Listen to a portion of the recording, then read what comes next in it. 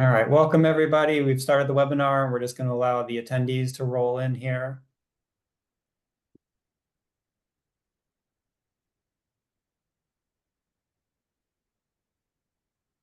See, we have both our co-chairs, so we're in good shape.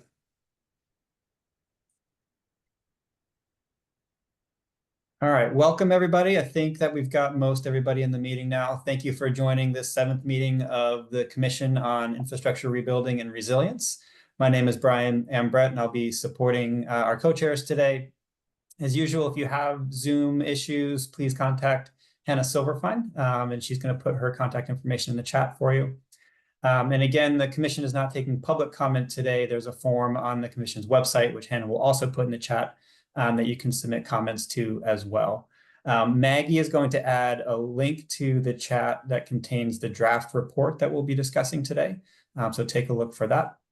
And with that, I'll turn it over to our co-chair, Dan Tishman, to welcome everyone. Thank you. Thank you, Brian. Welcome everybody to our 7th meeting and to the final conversation about our interim report, which you all have seen now and had a chance to review.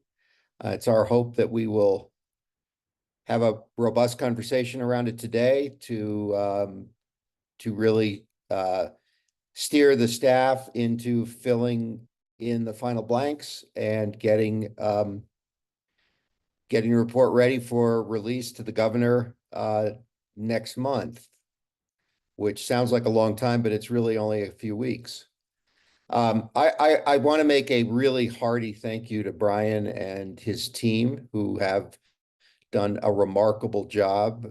When we met last time, we were presented with a very draft report, which had a lot of volume and a lot of blanks that needed to be filled in. We had a great meeting. We broke out into subcommittees or subgroups. We attempted to fill in a lot of the blanks and give a lot of guidance. The team's done a remarkable job taking our guidance, putting it into actionable items, and we see the results of their work and a tremendous amount of work by Sam Brody's team as our outside consultant in really bringing life to all of the topics that we had a chance to talk about. So today I think we're going to hear from Brian to kind of review the report, and I'm going to yield the gavel to Linda for the rest of the meeting. My job today was more to introduce and open things up. So Brian, I'll turn it back to you. Thanks for everybody for participating today. It's really important. Thanks so much, Dan. And yeah, I want to second your thanks to Brian, Hannah, and the whole team, because this is a big and heavy lift. It's a really important lift, and they're doing a great job with it. We all are doing a good, decent job with it as well. And it's important that in our public meeting today, that we really get the remaining changes that we want to see on the table so that we can incorporate this and feel really good about this interim report. That said, we're going to start with a summary of the recommendations from Brian, who's going to walk us through some slides with supporting quotes and examples. After that, Hannah's going to talk about the opportunities for implementation, both through the legislative process and through work by state agencies and partners. And I want to say that throughout, you've heard Dan and I use the word actionable a lot around this plan. And I'm really pleased with the kind of actionability, if you will, that we are hearing in terms of really jumpstarting some actions that can be experienced by the public and by municipal officials, such as myself, so that this plan has real legs to it and is not simply a concept paper. After that, we're only going to have about 2 hours, actually more like 90 minutes for discussion. And we're going to make a punch list first of edits for the staff, and then we'll resolve any lingering must discuss items. So Hannah said this a little bit earlier. It's really important that in the punch list, we're only going to have about 30 minutes. I want everybody's high level comments of substantive changes, things that really are either wrong or missing, things that we missed in some way. And then as we go into discussion about that punch list, we'll have more time to get down into the weeds of why these changes, these remaining changes are important. And you can give us a little more background, but let's get them all down first. And we'll wrap up the meeting today with a discussion of our future work from December through May, because this is just an interim report and we have 6 more months of critical work to do as we go through perhaps the stormiest part of our year, according to last year, and see what will get fleshed out and how we can develop even further implementation, further data, further thoughts. So with that, Brian, take it away. Great. Thank you, Linda. And again, thank you everyone for all of the contributions of your ideas and thoughts and information over the last several months. And I'm hopeful that we captured as much of that as possible. And please do point out where we've missed or overlooked or underplayed or misstated anything. I'm going to take the next 20 minutes or so to orient us to the recommendations in this interim report. And you all have the report, so I'm not going to dwell long on the content unless there's specific questions for clarity. But I want to convey 2 points related to the overarching instructions we heard from you during our last meeting. And the first is that the report needed to have a narrative arc and a relatable presentation. You all felt that this was important so that people who read the report who might not be familiar with our work really can pick up the gist rather quickly and then find more detail in it as they need to. So the introduction section and the imperative for action section provides some of that storytelling and provides the key messages and lessons that you've articulated over the past 6 months. And throughout the report, we've added quotes from many of you and from the listening sessions and cases from Maine and other states to emphasize those key messages and provide concrete examples of how the recommendations might be implemented.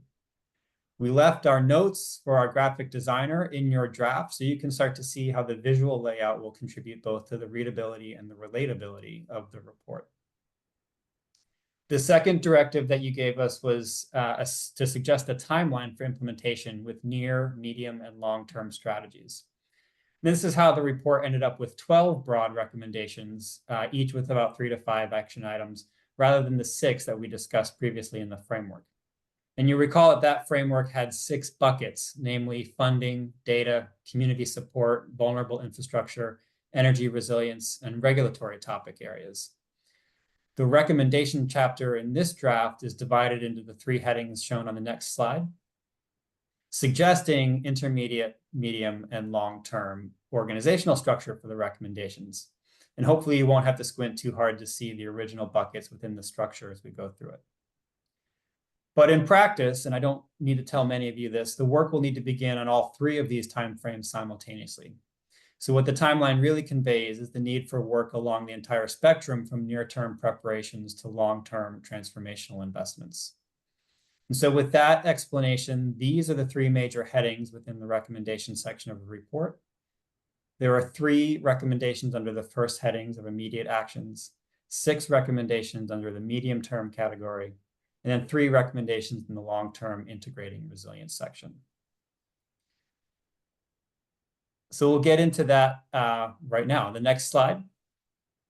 These are the 3 immediate action recommendations. We'll take a closer look at each of these, but they're around communications, rapid reaction capabilities, and permitting. Next slide. So the first recommendation in the report is to enhance communications during and immediately after emergencies. And with thanks to Ann Fuchs and her team at MEMA, the 2 activities here are about helping communities receive and share information more effectively. We heard that many communities resorted to Facebook and social media to disseminate information during the storms about a year ago. The example here is from Dover Foxcroft, where they are in the process of implementing a cell phone-based system that allows town officials to push out information in a timely manner to community members. The second activity is to improve communications between the state, county, and local emergency managers and decision makers. And an important aspect of this activity is increasing the opportunities for improving education and exercising the communication systems more frequently with local officials and users in the emergency network. Next slide. The second recommendation is about strengthening coordination and rapid reaction capabilities with the nonprofit and philanthropic sector. Learning from examples set by the Island Institute and the Maine Coast Fishermen Association when they made small grants to help working waterfront businesses in the immediate aftermath of the January storms. These two actions are about strengthening the systems that allow nonprofits and philanthropic organizations to quickly meet the needs of impacted communities until more robust resources are available. Next slide. The third recommendation is about expediting permitting in the post-disaster scenario. While DEP already tries to prioritize applications for rebuilding after a storm, there's still a need for educational materials about permitting requirements and exemptions, increasing the capacity for permit review at state agencies, and considering additional exemptions and permit by rule uses right in the post-disaster scenario. The example here is of legislation that passed earlier this year that streamlines rebuilding and resilience and allows certain emergency measures to reduce flooding. Next slide. The next 6 recommendations taken together form the foundation for future resilience, covering the bases from better data and information sharing, improving critical infrastructure, supporting communities to become more resilient, maximizing the use of federal funds, protecting energy infrastructure and improving energy resilience, and identifying additional regulatory approaches to build resilience. And we'll get into those now. Next slide.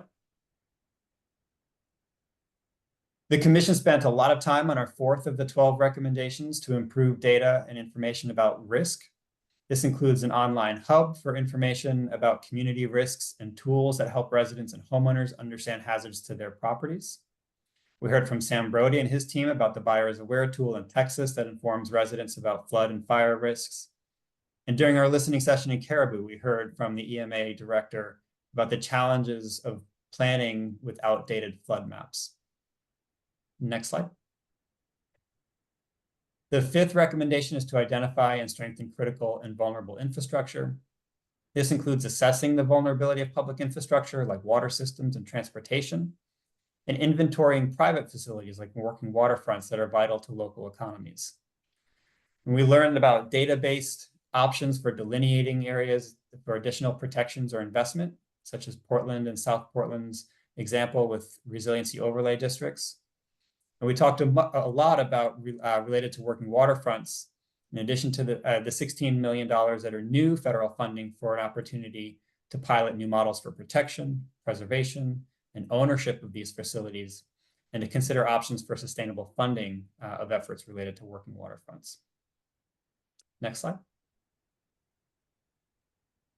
The 6th recommendation is to support communities to reduce risk and prepare better for disasters. We heard this need during all of our community listening sessions, that storms are becoming more frequent, communities are incurring damages that aren't always covered by a FEMA declaration, and that they need help to take the most impactful actions towards resilience. Activities here include increasing capacity, especially at the regional level, to support smaller and more vulnerable communities that would benefit from this assistance. Support both communities and homeowners to reduce risk from flooding and other hazards. And considering planning at the watershed scale and proactively formalizing processes for recovery services. Next slide. We learned that Maine is underutilizing the billions of dollars of federal funds available for hazard mitigation and resilience. So the 7th recommendation is about maximizing that use of federal funding. This includes staffing state agencies to apply for and manage additional federal funds, providing regional capacities to help communities navigate complex federal programs, and steps to expedite recovery funding. We learned how Vermont uses incentives and free technical assistance to help communities take proactive action to reduce risk and build more resiliently. And we've included that example here in one of our recommendations as well. Next slide. Power outages are among the most common experiences for Mainers during storms and disasters. So our 8th recommendation is about protecting energy infrastructure and improving energy resilience for customers. This includes increasing the data that's available about outages and vulnerabilities, enabling new technologies like microgrids that can improve community resilience, and addressing Maine's unique winter vulnerabilities for energy. The state of Colorado provided us with a powerful example of its microgrid resilience programs for community facilities and services. Next slide. The ninth recommendation is to explore state and local regulatory processes for opportunities to support resilience and efficiency in post-disaster recovery that balances environmental protection with flexibility and expediency. And the example here from New York State's collaboration with the Army Corps of Engineers illustrates that it's not just state permitting that should be explored, but also looking into ways that we can collaborate with our federal partners. Next slide. And this final grouping of recommendations are those that have the potential for the long-term impacts. This includes creating or strengthening institutions that enable data collection and analysis related to natural hazards.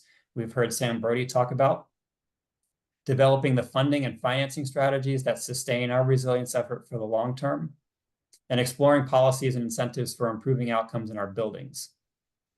Next slide. So the 10th recommendation is about investing in the capabilities to collect, analyze, and share data about risk, including more tide and river gauges that provide real-time information for emergency managers. And it's not just investing in the capabilities, but also the institutions that house and communicate this data, assess new data needs, and develop the skilled workforce who will become researchers, floodplain specialists, and emergency managers. We heard from town managers like Kathleen Billings about the need for accurate predictions of both long-term sea level rise and near-term storm threats. And the Iowa Flood Center is one example of one of the best institutions in the country with a mission to prepare communities for flood risks. Next slide.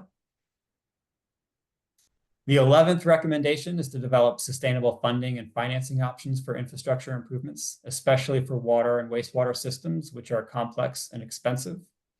But this recommendation also includes continuing the exploration of an insurance mechanism for public infrastructure and for working with philanthropy in Maine on long-term support for community capacity building and community engagement. The Rhode Island Infrastructure Bank is an example of an institution combining access to capital for infrastructure projects and a focus on long-term community resilience. And lastly, next slide.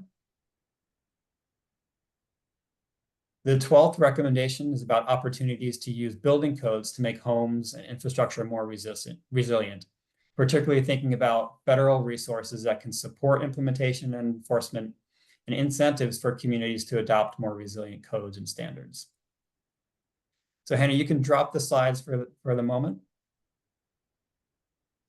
And so thank you all for bearing with me. I know that those slides were dense, but we wanted you to see how the recommendations, examples, and quotes work together to communicate the whys and hows, as well as the what is being recommended here by this report. So I'll pause for questions before turning the floor over to Hannah.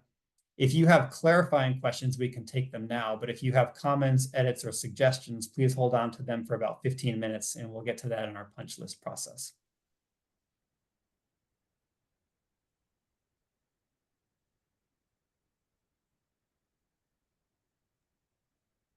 You've done such a great job, Brian, and everyone's read every word of the report. So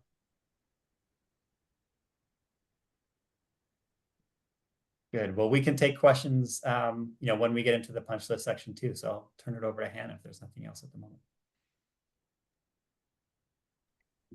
okay, so I'm trying to just remind you of the funding opportunities, the policy opportunities that are in front of us. How just think a reminder, both Linda and Dan have mentioned this, but we are in the runway to the release of this report. It's due by November 15th.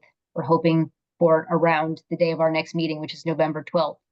And the plan, with all plans, is we don't want to release a report just here's our ideas. We're so great. I think Linda and Dan have really driven to the need for action, and that's certainly the mandate that the governor suggested to us as well. So I'm going to try to remind you of some of the opportunities for action that are available to the state through other policy venues, through the upcoming legislative session where the state budget is determined, where policy is passed, as well as how at least our office and some other state agencies are thinking about leveraging federal funds available. I will say that some of this is review. We've talked about this quickly, but I think it's important to be reminded now that we've come up with strategies. We have focus areas. It's helpful to see the state resources we have and the state resources we don't have to help implement some of these ideas. So this is going to be kind of mostly a reminder of opportunities in front of us, but hopefully will help prompt how we think about actually making these strategies play out. So I won't go into a lot of detail on any of these, but again, it's a reminder. I will just say we talked about this before we came onto the public Zoom. Tomorrow, the Maine Climate Council is meeting to hopefully finalize the state climate action plan. There is a lot of overlap of both members of the commissions as well as recommendations that are coming out. The Maine Won't Wait plan is due by December 1, and it has both emission reduction activities, but a lot of resilience recommendations. It helps to fill some gaps that our report has not talked about, but also helps recommend some of the specific implementation strategies. So as soon as that's available, we'll share that with you. The Maine Won't Wait plan and the resilience components are a good pathway for educating communities, nonprofit organizations, legislators, and governments on the challenges we're facing and strategies to solve them. So I just wanted to remind folks of that overlap. The upcoming legislative session, I think, as everyone knows, starts in January. The biennial budget is proposed by the governor during the first 2 months of the session. It is the 2-year budget that governs the state of Maine. It needs to be passed and implemented by July 1. I will say that we're coming into a time period where that state budget has likely less resources. We've, over the last couple of years, between both tax revenues and federal funds, had a lot of opportunity. It is projected to be a more constrained budget, but there still is a lot of, I'd say, creative thinking on the part of state agencies about the funds they have available, how to fill the most urgent gaps. But it is the budget, and the session is the policy arena that we have coming up to help implement things that require changes in law, that require changes in policy, or require the allocation of state or federal funds. So I would just say, I see Heather and Bruce Van Note, Dan Burgess, Melanie, and others. We are all thinking as state agencies about components that are being recommended here. Obviously, policy that doesn't cost money has a good opportunity for implementation. And I'm actually going to hit up Bob Carey at the end of this to talk a little bit about some specific ideas that the Bureau of Insurance is thinking about. I will say that we continue to be in an incredibly robust federal funding period. The bipartisan infrastructure law has, for many of its programs, 2 more years of funding, and we continue to push on state agencies and competitive grants, especially in the resilience arena. We continue to have good news on energy grants, resilience grants, to both state agencies and partners in Maine to help implement, especially resilience infrastructure projects. I'm going to talk in a little bit more detail about the NOAA Resilience Grant, the creation of the Maine Office of Community Affairs, which is an office that is now in existence with 1 employee, but over the course of the biennial budget will become much more robust, and we see as a home for a lot of the activities that may be recommended by this commission. And I just want to, again, we will talk about it more, but we see lots of opportunity. I know Deborah Elwood is on the call. We've had a very robust and helpful partnership with philanthropy, both Dan Tishman and Deborah Elwood, but other foundation and NGO partners in Maine, and obviously the ability to implement some portions of our plan with that partnership is incredibly helpful.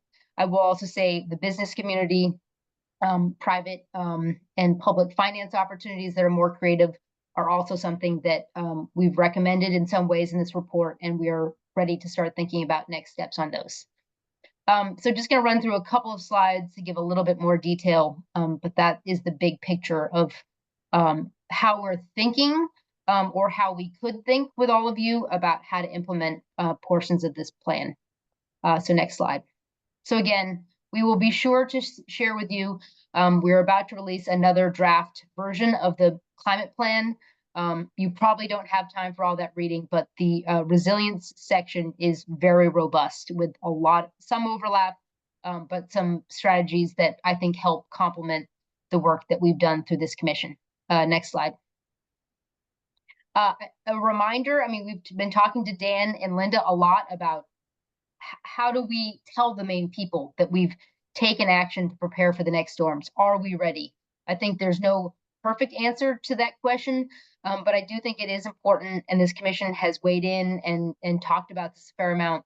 The $60 million that was allocated by the state legislature, it was the implementation of those funds started this summer. These funds and these projects are just starting to happen. Probably some of them will take several years for full infrastructure projects to be realized. But again, the dots on this map, you've seen this map before, are currently underway and are the beginning of the kinds of work I think that this commission is recommending for infrastructure resilience. Next slide. So I've mentioned it, but we now have in existence a Maine Office of Community Affairs. It was authorized by the legislature in the last supplemental budget. The map that we used often is a map of the red communities are all the communities that lack capacity to focus on planning, whether that be planning for resilience, housing, other land use needs. So the creation of this office is going to be fully realized through the upcoming biennial budget. Next slide. Again, you all just said this, you all know this. We heard a lot about towns' capacity for planning and the need for more support from the state. And the next slide is really the kind of news, and that is we have appointed a director of this new office, Samantha Horn. Hopefully she can come talk to the commission at a winter meeting about the work that we are doing to bring together a variety of state agencies, including municipal planning, the Community Resilience Partnership Program, the floodplain program, and others that I think are pretty integral to the components of this commission. I'll talk a little bit about it as I remind you about the NOAA grant the state has received, but the new State Resilience Office will be housed in the Maine Office of Community Affairs. It is a 5-year funded grant, and the creation of the State Resilience Office will be in MOCA. We expect that office to be up and running as soon as this winter, as we hire the staff that will be housed there, and they will help to manage some of the work and programs that, again, this commission recommends. So just a reminder, you've seen this before, but the $69 million federal award from NOAA, which literally the state is just now implementing, we received kind of the final sign off on October 1st. We're now working on the financial orders to get these funds out to all of the state agencies and other entities that will help to spend these funds.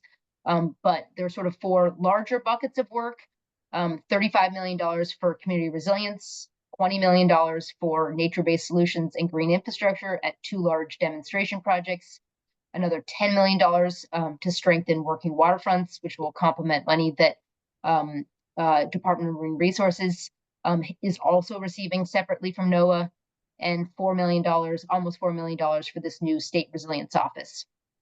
Next slide.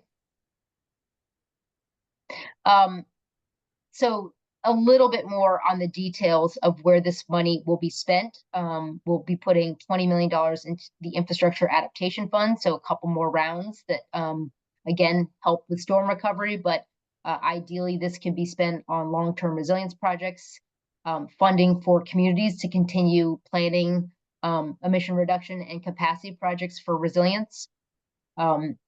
Significantly, $8 million for 5 years of funding for regional resilience collaboration coordinators. So these are the people who will help, probably not perfectly solve, but some of the capacity issues for regional and local planning. And then $4 million for land acquisition through a climate resiliency conservation fund. So again, that's probably a drop in the bucket compared to the need, but the ability to start doing more demonstration projects about land acquisitions that will help protect people from flooding and other similar projects. Next slide.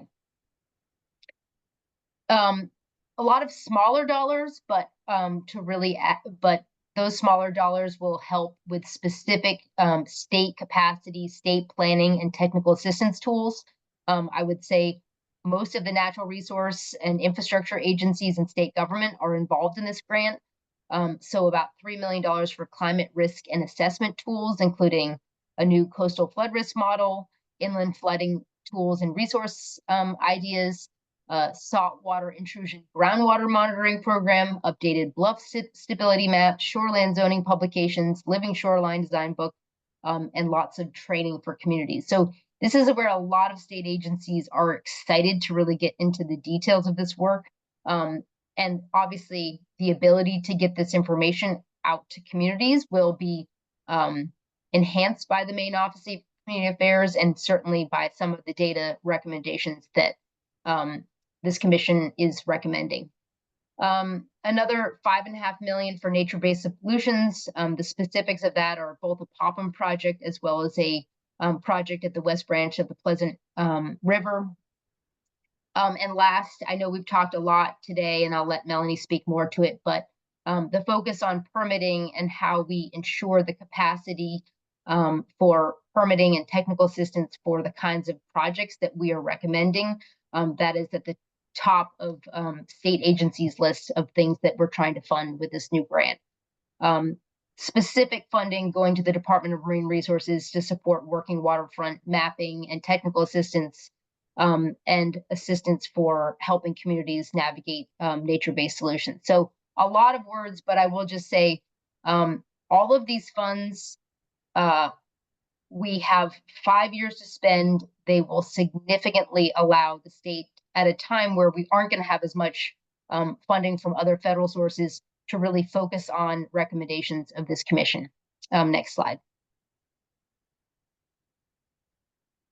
I do, while we have so many programs in state government that are supporting this work, I see Heather on the line and the Northern Border Regional Commission. I mean, there are a variety of grant programs that are focused on resilience opportunities, but the Community Resilience Partnership Program currently has its largest grant round ever open, using both some of the NOAA funds and additional funds allocated by the state legislature. We have $8 million currently available for Maine communities to apply for. I think you've heard these statistics before, but we have more than 200 towns participating in the program. This is the program that we sort of hope all towns start to engage with, because it will offer them regular grants to do vulnerability planning and start to take action. So again, it's the continued deployment of this program. This program is moving into the new Maine Office of Community Affairs, will be a real, I would say, an ongoing way to implement at the local level some of the recommendations that we are especially encouraging municipalities to consider. Next slide. So again, if you have any towns, if there are any towns watching this, I know Emily and some of the municipal people on this call are very aware of this, but we have upcoming deadlines. So for towns who want to start to do vulnerability planning, we've increased the size of the grant to $75,000. Communities working together regionally can get $175,000. So this is pretty significant state funding for climate resilience and climate vulnerability planning. Next slide. So, I mean, that is really the kind of crux of what I wanted to cover, which is the state has resources. The kinds of recommendations that we make today will be helpful, but our state resources certainly do not cover all of the gap areas. So the creative thinking about how we better leverage private capital and philanthropy to fill gaps, especially capacity gaps, is very much on our mind. The immediate response to storms, I will say there's an active conversation with the Maine Office of Emergency Management about their capacity. I will just say I'm happy to see Anne here on the call, because they're still really in the middle of so much work to respond to the disasters we faced over the last year. And I think the governor is highly aware of the needs and even the state financial responsibility to fill the gaps for our portion of recovery funds is still an ongoing discussion area. So there's likely to be lots more this legislative session, but I think this report to the governor, to the legislature, and obviously to lots of others who we hope will engage is an incredible roadmap for both the policy and funding needs the state has. So I will end there. I'm just gonna look to Bob. If I think in a way we're still having a conversation with the governor about some specific ideas Bob is working on with the Bureau of Insurance. Those have not been finally determined, but I think it's an exciting area of action. And I think because we've mentioned it in this report, the governor is incredibly interested in what Bob has suggested, and it may be kind of an early area of action. I just wanted Bob to maybe say a couple more words. Yeah, thank you very much, Hannah. So this is the Home Resiliency Program. I tabbed it, so I don't know, it's midway through the report, but it's modeled after, or we're developing this. It's sort of in its infant stages, or maybe it's in first grade at this point, but it's essentially a grant program that we're thinking about pursuing, where funds would be made available to residents of Maine, homeowners in Maine, to harden their homes, essentially, either through, battening down the roof, or putting in a new roof, or doing flood mitigation efforts around their homes. It could include, tree removal, so that the trees don't come crashing down on their roof. So we actually, I've had multiple meetings with other states that have pursued this and have been very successful. Alabama is sort of the poster child that a lot of people have modeled their programs after. It's been wildly successful down there. And so we have a meeting, actually, my team next week, with a guy who started the Alabama program and then was poached by the National Association of Insurance Commissioners to help other states develop their own program, because obviously, or maybe not obviously, but what's applicable or appropriate for Alabama and the perils that they face is different in some respects than the perils that we face. So we're going to continue to pursue this, and then hopefully with the support of the governor's office, we'll be able to push something forward, perhaps this legislative session. Great, thanks, Bob. So that's all I've got. I'm happy to answer more questions. I wanted to provide a flavor of the opportunity, because I would just say, every time you deliver a report, it is sort of like how can this actually be implemented and be actionable? And again, Linda, Dan have done an excellent job being like, what are we doing now to help show Maine people that we've taken seriously the threat that we've faced, the kinds of damage that Maine is trying to recover from, and that we are taking action to improve things for the future. So I think we have opportunities available to us that we as a state are thinking seriously about how to maximize. We have policy options. We know we've heard of tremendous capacity needs to help implement all of this. But again, I would say that is not everything that's needed, clearly. So, but hopefully a start. So Anne has her hand up and happy to answer questions, or hopefully your questions for Bob. It is for Bob. Yep. Don't worry, Hannah. But I'm just wondering, Bob, as you continue these conversations with our Alabama partners and the governor's office, from our perspective, we really see an uptick in calls from homeowners, specifically like after a disaster event. So they're looking to harden their homes, but also recover. So there's kind of a fine line there. I'm just curious as to as you continue your discussions, if you're having that specific conversation as to mitigation kind of before the event versus recovery, helping homeowners harden their infrastructure after an event. Yeah, I think that, our focus has really been about preparation and hardening it before the event occurs, as opposed to providing funding to support people after the, roof has blown off or after the, the windows have been caved in. But I don't know that they're mutually exclusive, I guess, but I think our thinking and the way that the programs have been structured in other states, Alabama is not the only state. Oklahoma does it. North Carolina, Louisiana, Florida. It's really, the focus has really been about somewhat new construction. That's not as much of an issue for us. My focus is really on existing homes and hardening existing homes. Okay. Okay, that's certainly good to know. And it's something our office will definitely be tracking. We receive a lot of calls for things like this. So thanks for pursuing this. I'm curious to see how it ends up. Thank you. We should connect at some point as we move forward to make sure Happy that to. yeah. Okay. Thank you. Thanks, Bob. And Bob, I think this is so exciting because it is actionable and because you saw the possibility. So thank you for that. And I guess I just want to layer in our one of our guiding principles of how with these new granting programs that we have, how we're going to ensure equity, especially when you're talking about homeowners in a state that has such a high proportion of property that is not standardly insurable, such as mobile homes.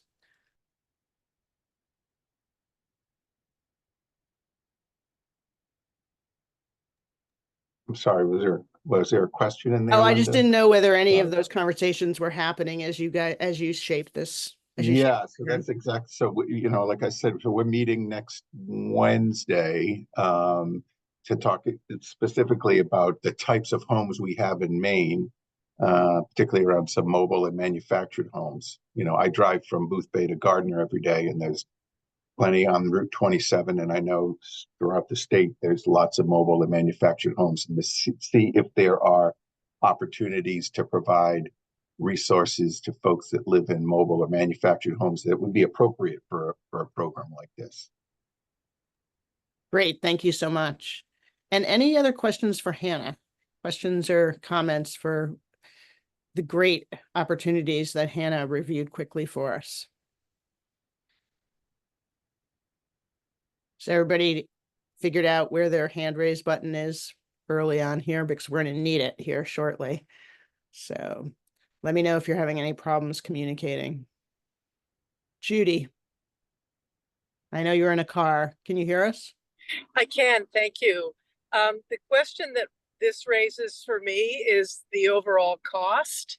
And I'm wondering from that equity perspective, whether Alabama separates out eligibility for these grants to sort of based on income eligibility, and whether if it's hugely used and therefore very expensive, if an alternative or an additional thought has to do with tax credits for those who are not low income for these kinds of improvements.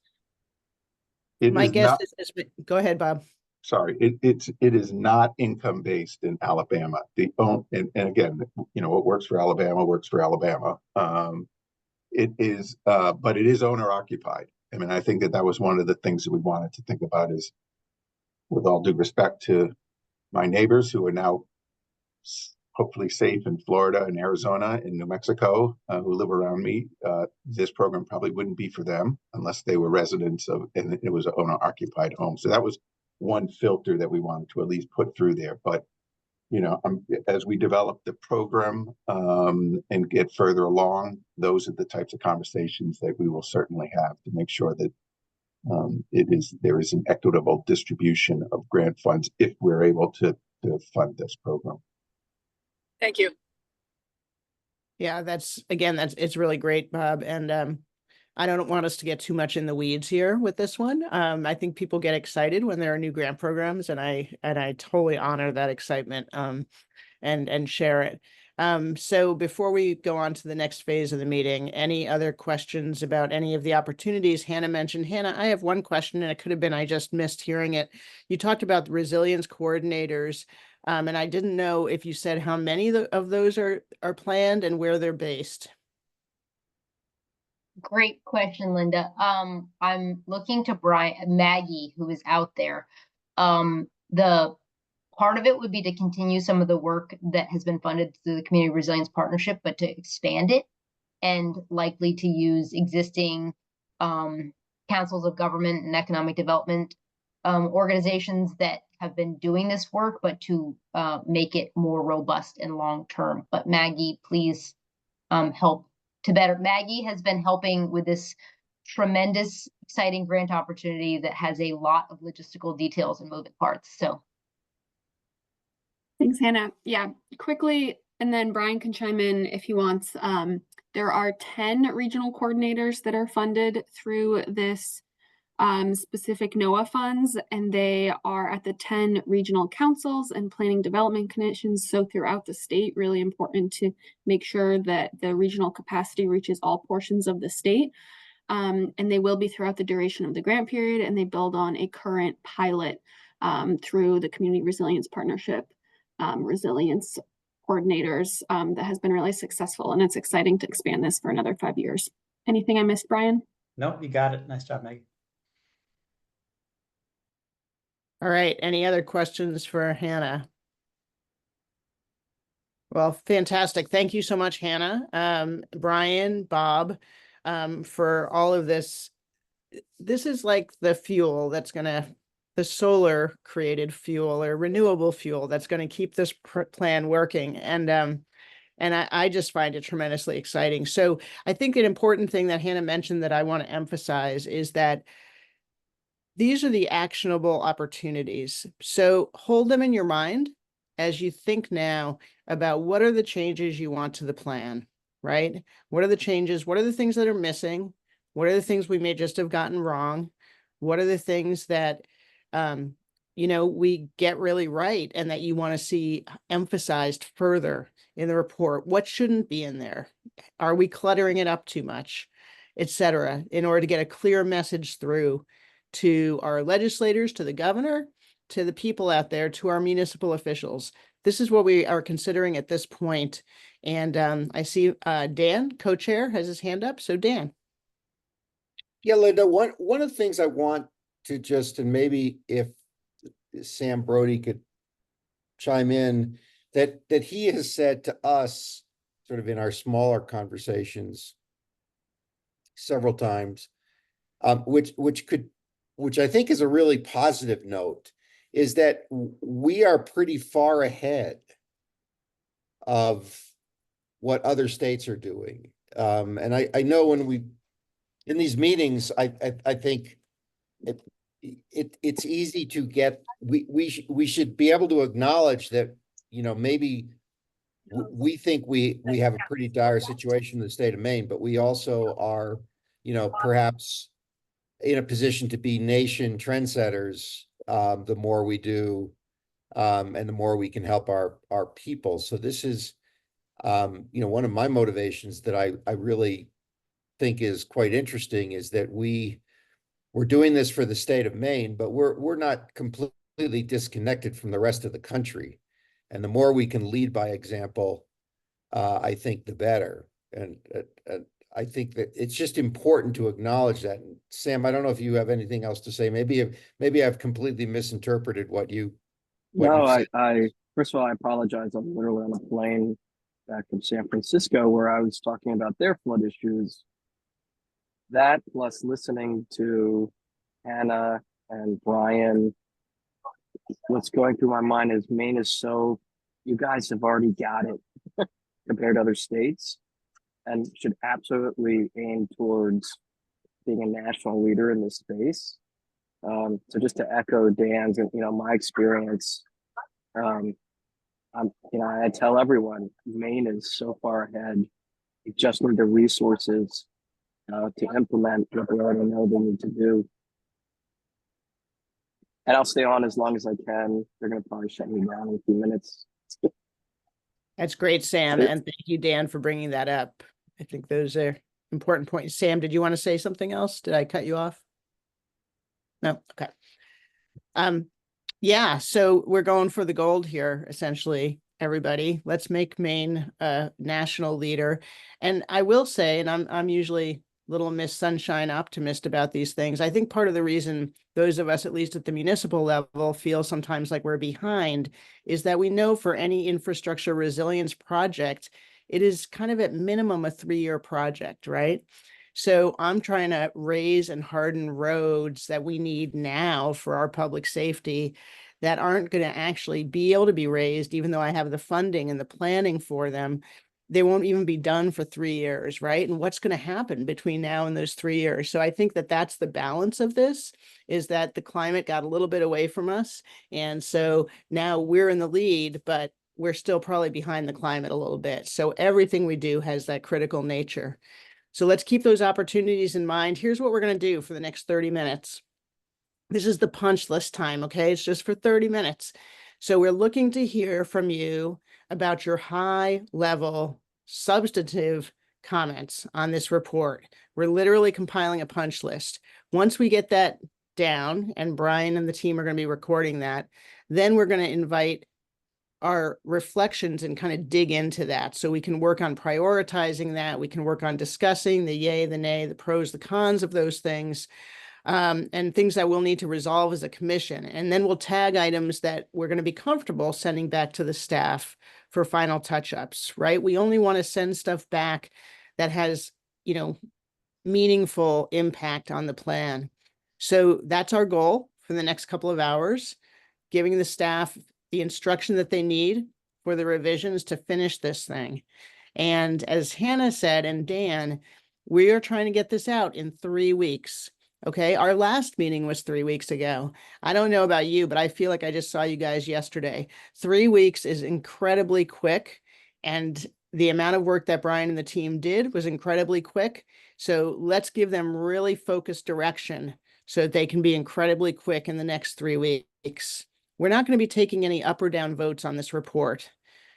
Instead, we're going to acknowledge that we each have some recommendations that we like more than others, and on balance, that we can all live with this interim report as the summary of the commission's work so far. Once we get through the punch list, we'll take a short break. Any questions on our process today? And do you all have your fingers on your hand up sign, or should I just go right around the screen and try to get everybody in a half an hour? So remember, since we're doing the punch list piece, don't go down into the weeds of your recommendations right now, okay? That's for the discussion part. Just list the high level. And actually, why don't we start with Melanie? Thanks, Linda. Appreciate that. I'm going to defer to Rob in just a moment. I would just note that appreciate that there is quite a bit of focus on permitting. I know there's been a lot of talk about DEP permitting, and I think as Rob will mention, and as Brian mentioned earlier, one of the things that's harder for us to influence, but is also very important for us to be talking about, are federal permits that are required for some of these activities as well. And I'd also just note that, one of the things that I think we've discussed with this commission, as well as one of the things that in the Climate Council we've been trying to find some balance between, is what's often referred to as hardening, but may go beyond, just a structure, but also to properties, and balancing that against things like sand dune maintenance and some of our other natural resource protection. So, we find ourselves at that intersection of places where we have to make some choices in how the resources are managed, trying to take into consideration what's going to be the best for Maine people and protecting their safety and their health, particularly in the short term, but also recognizing that can impact some of our systems in the long run as well. So I'll defer to Rob. I believe he might have one item for the punch list to bring forward. Sure. Thanks, Commissioner. Hi, everyone. Rob Wood at the DEP. So I guess just to build on what Melanie said, I think overall the report is really fantastic, and I think hits on a lot of really excellent recommendations related to permitting and otherwise, and I think a lot of actionable items in here that the DEP can look toward implementing with partners in the future. And then just for recommendation number 9 at a high level, I think as Melanie alluded to and as Brian alluded to earlier, I guess, one kind of component of high level feedback is just simply that maybe we could add some more in here around federal permitting in addition to state and local. And in particular, the call out box that speaks to the Army Corps programmatic permit. That just kind of raised this point for us, which is that that's not something that the state of Maine would have control over necessarily, and something that we can talk to our federal partners about. But just looking at maybe adding some more language in here around encouraging federal partners to consider what they can do for Maine as far as streamlining permitting goes for resilience and storm recovery. And then also just one other note on that as well. If there are specific kind of components of what they're doing in New York or in other states that we could learn from here, I think we would also just encourage, if there are some specific elements of that framework in New York or other states that we could pull out and put in this report specifically, we would encourage doing that as well, because we do have quite a number of streamlined permitting options in Maine already through permit by rule and through exemptions in the NERPA statute. And so I think there are a lot of kind of streamlined permitting pathways already, and if there are others that we should add to that, and we know what they are, I would encourage the report should call those out as well. So I think Rob, that was it. That's great, yeah. Rob. Thank you. And thank you, Commissioner Loism from the DEP. Streamlining, advocating for the streamlining of federal permitting. We've got that note. Okay, let's hear from Ann Fuchs next from MEMA. Ann, any top line comments? I mean, I'm a little biased because I contributed to writing the emergency management portions of the report alongside Brian. There's a lot there. I mean, I've been harping on this for several years in the Maine Climate Council platform and also via this platform, and we've heard it from communities. There's definite staffing needs, capacity needs. So I think they're well represented in this report. I think it goes beyond just mitigation and recovery. We have communications things represented in this report, which is really essential to the state and the town. So I'll keep it short because again, I'm a little biased, but I have nothing further to add to the report. I think it's very clear, concise, very fluent and eloquently written. As I keep telling Brian, he's a fantastic writer, and I'm really happy with how it's come together. Great. Thank you, Ann. You reminded me, I'm going to beg permission if we need to interrupt anybody to keep us really at that top line. Okay. So anything we have missed, gotten wrong, need to add. Okay. And then all the compliments and accolades to Brian and the team. We'll hold those for the end. We'll hold the applause for the end. Let's move around, keep moving around with our commissioners. Commissioner Johnson. Great, thank you. Overall, I think it looks great. My one add might be to think about connectivity as part of the grid piece in section 8. There are a couple of places we might want to think about either cellular or fiber connectivity to make sure that the systems can work. But there's no specific call out there, so that might be something to think about adding. Terrific. Thank you so much. Okay. Dan Burgess from the Governor's Energy Office. How did you know I was going to raise my hand after? I sensed it. I agree. I think the report's really well framed and well written. So I appreciate everyone's hard work on that, including folks on my team who pitched in too. I think it'd be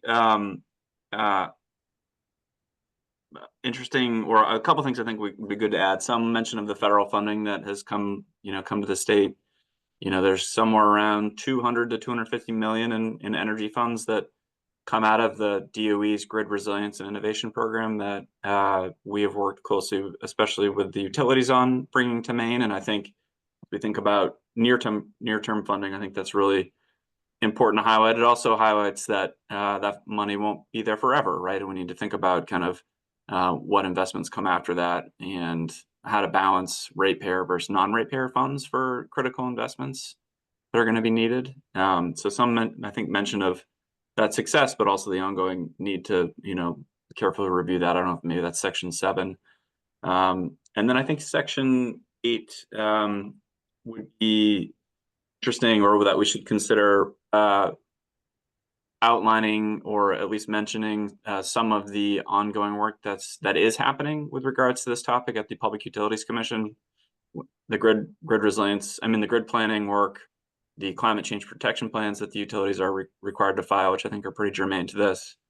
And then the commission just opened up a resiliency docket. And so I think kind of mentioning those as happening and, the need to kind of engage in those in this process would be useful. So those are my two comments. Really well done to the team. Thanks everyone for this, and help have some of that language as well. Thank you, Dan. We've got Joe Purington who's got his hand up. Hey, thanks, Linda. So, I was listening to Dan talk. I think he does a good job of describing the items that we've already got in motion in the state to help address. So we should capture those. I also feel, in section 1, we talk a lot about preparation and activities to prevent, catastrophes, but I think we're light on the response side of things. I can't put my finger on it, but I think we need to do probably a little bit more exploring in that particular category. So more on the rapid response than on the preparation. Am I hearing you correctly? Yeah, I feel like we're heavily weighted to preparation. Yep. And not a lot on response. Great. Thank you, Joe. Yep. Dr. Va. Hi, thank you so much. I agree with all the comments about how well this report was put together. In terms of reading it, it's articulated very well. And Brian, you and your team have done a fantastic job. I think just bigger things that I want to make sure I bring up. One, as I was reading through critical infrastructure, I think internally we may all know what that might mean. But I think defining it would be helpful with, as we read through the document. In addition to that, one of the things, the reason why I say that, because one of the things as I was reading through is, I kept thinking, well, what about healthcare delivery systems and emergency response systems? And it wasn't always clear when we just say critical infrastructure, and it really should include those things, because I remember hearing some of the feedback from healthcare systems that were in areas that were impacted. In addition to that, I love how these two plans really go well to, like the resiliency plan or recommendations with the climate action plan. But I think as I read it, I see where the two intersect. And I can see how the climate action plan can really go into details in terms of real life examples in this resiliency recommendations. But I think what I'm struggling with a little bit, and maybe I just have to read the two documents together side by side, is just making sure, like, are there gaps that we might be missing? And that's something I want to make sure that we do as well, so that the two documents really tie in with one another. Thanks. Thank you so much, Dr. Vaughn. You reminded me of a question of my own. It's actually for Commissioner Loisem. When we talk about critical infrastructure, are we giving enough weight to drinking water and wastewater disposal systems in the report the way it currently stands? Linda, that's a great question. I tell you what, I'm going to look back at the draft while we're talking with an eye specifically to that. I know that it's mentioned. Whether or not it stands out enough, I don't know, but I'll go take a look. Yeah, thank you so much. Charlie Colgan. I absolutely agree with all of the comments about the quality of the report. My comments are mostly things that need to be either modified a little bit or stressed to improve it. One of the first things is, particularly in the executive summary, there's a lot of what to do and how important or when to do it, but little about who will do it. And I think that there needs to be more assignment of responsibilities, whether that's this group or this organization will specifically do this, or a possible group to do this would be, it needs more subjects as well as objects, particularly in the executive summary, because that's what people are going to read. And I leave it to you to decide who should get assigned to do what. A second issue is there's a lot of discussion about putting together risk and vulnerability assessments. One of the big problems with climate change is we don't know how much there is going to be. We know that it will be climate change we know about its direction, but not the pace or the extent of climate change.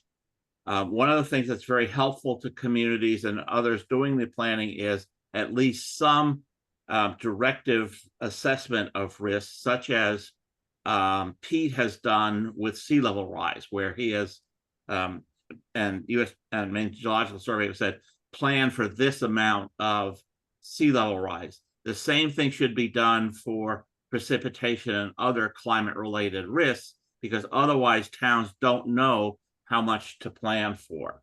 So if that can be done, that would be very helpful. There's just a confusion in the report about the role of regional planning. In some places it says basically that's the way we're going to have to do it. In another place it says it's kind of optional. So just some confusion there I found that could be cleared up. I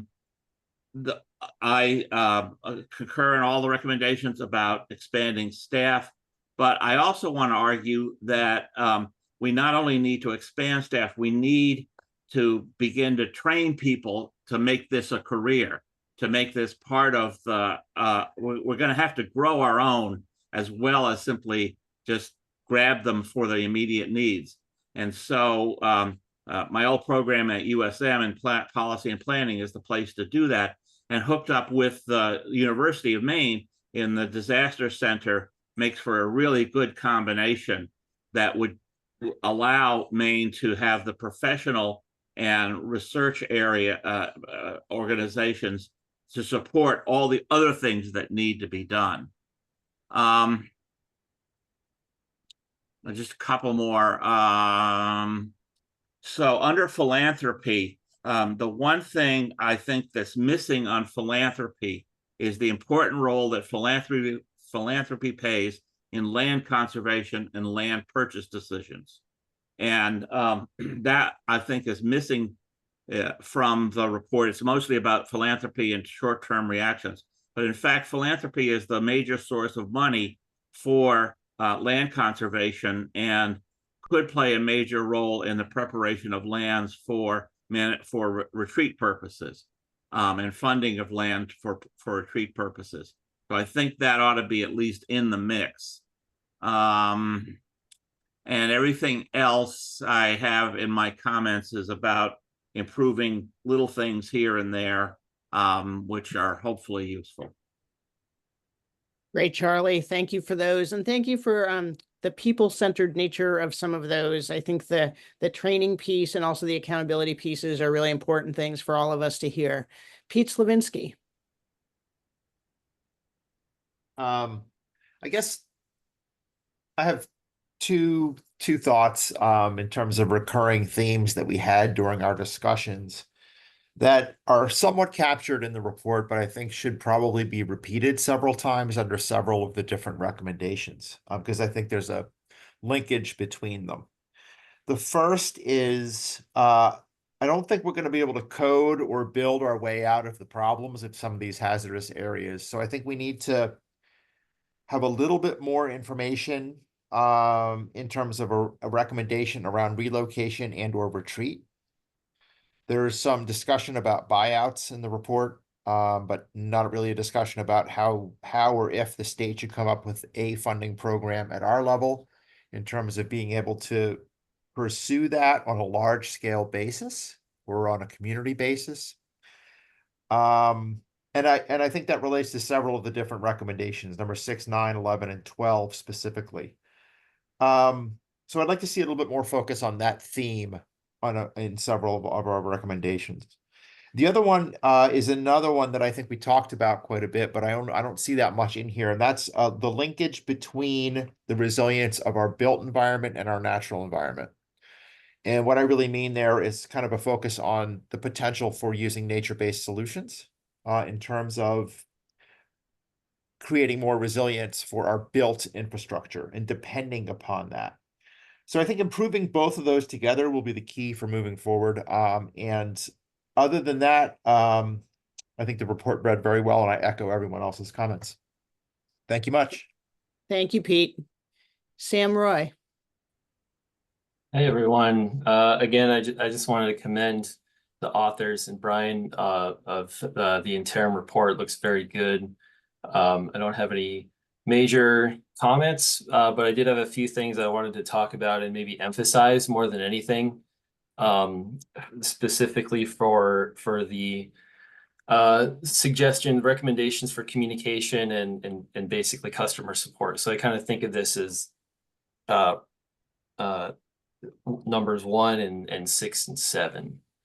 So for communication, enhancing communication, I want to emphasize not just during and immediately after emergencies, but before an event, and to emphasize the need for exercises in communication and coordinating prior to an event to allow for distributing information across state agencies or federal agencies, but also to offer up decision support tools or resources, forecasting information when available. At certain events, you do get a certain amount of lead-in time that you know what's coming, or you have a good sense of what's coming, to allow for staging as well at many different levels. I think that would be really important to emphasize. And I do, looking through the interim report, I see that there is a description of that, especially the example from Dover Foxcroft, which I think is kind of a useful model there.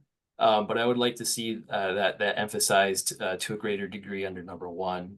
And also to consider, establishment of communication MOUs, maybe between different agencies or partners, to ensure that there's a guarantee that different entities would be working together on communication. Some examples of that could be partnered social media campaigns, for example, with the National Weather Service. And that could be for flooding, but it could really be for any sort of weather-related natural hazard.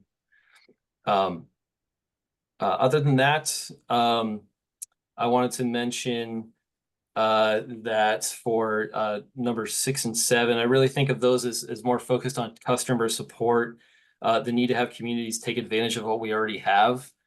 So I'm a firm believer that we do have a lot of state resources. We do have a lot of federal resources that are available to our communities, but I believe they are very commonly underutilized. And it has a lot to do with, again, communication and training. And I really do believe that the weakest points of this resilience work that we do, it exists between scales of governance. It exists between the state and communities, or COGS and the state and communities. Pick your group. There's a lot of communication that I think that needs to happen between there. So I was really happy to hear about the possibility of resilience coordinators. But I do think that their work is cut out for them, because I think that it would suit that role well to be able to provide training in as many resilience and mitigation opportunities as possible that could be implemented at a community level. So I would be more interested to see how that system might develop over time. I'm really happy and encouraged to hear that the acknowledgement that that's definitely a long-term need, and the solution to this issue of customer service and improvement in customer service is going to be a very long-term event. It's definitely going to need to exist longer than the lifespan of an administration at the state level and at the local level. So that's what I wanted to mention. But I guess one last thing as well, when it comes to permitting and also for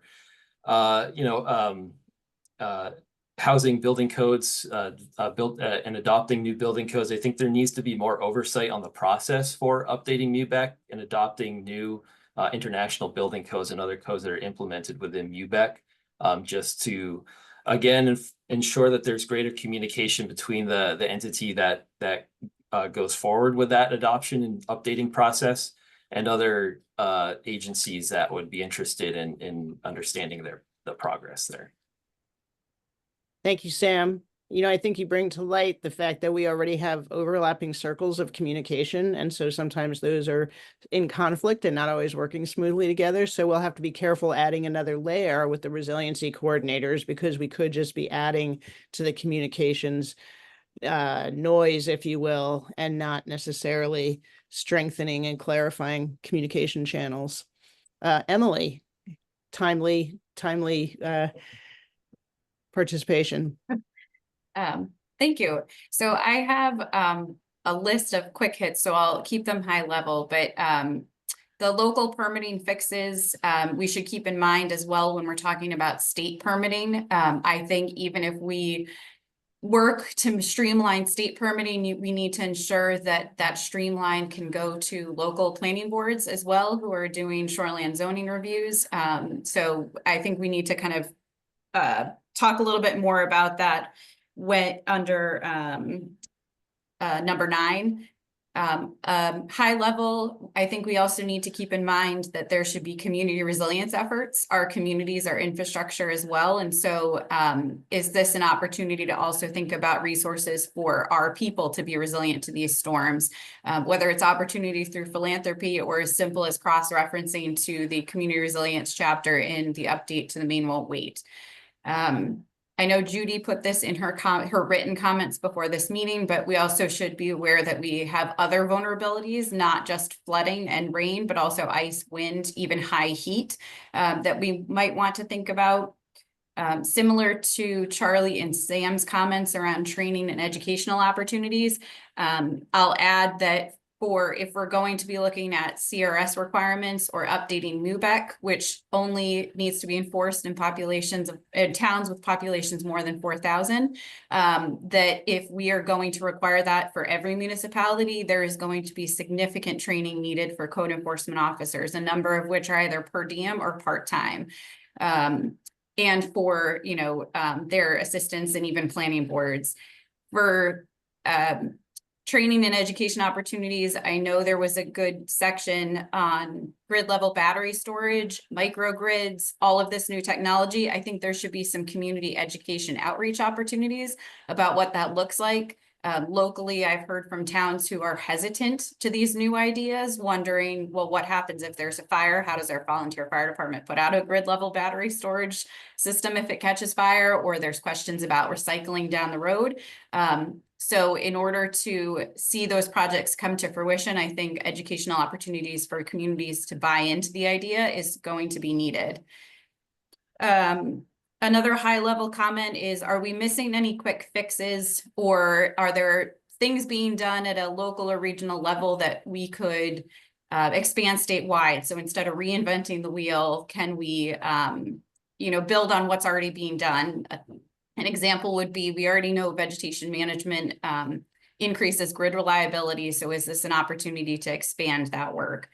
And then finally, I agree with Charlie's comment about implementation. So can we identify more strongly in this report either what can be done with existing resources and existing capacity, so the NOAA resilience coordinators, or if we need to come up with an implementation plan, can we start to speak about that at least at a high level?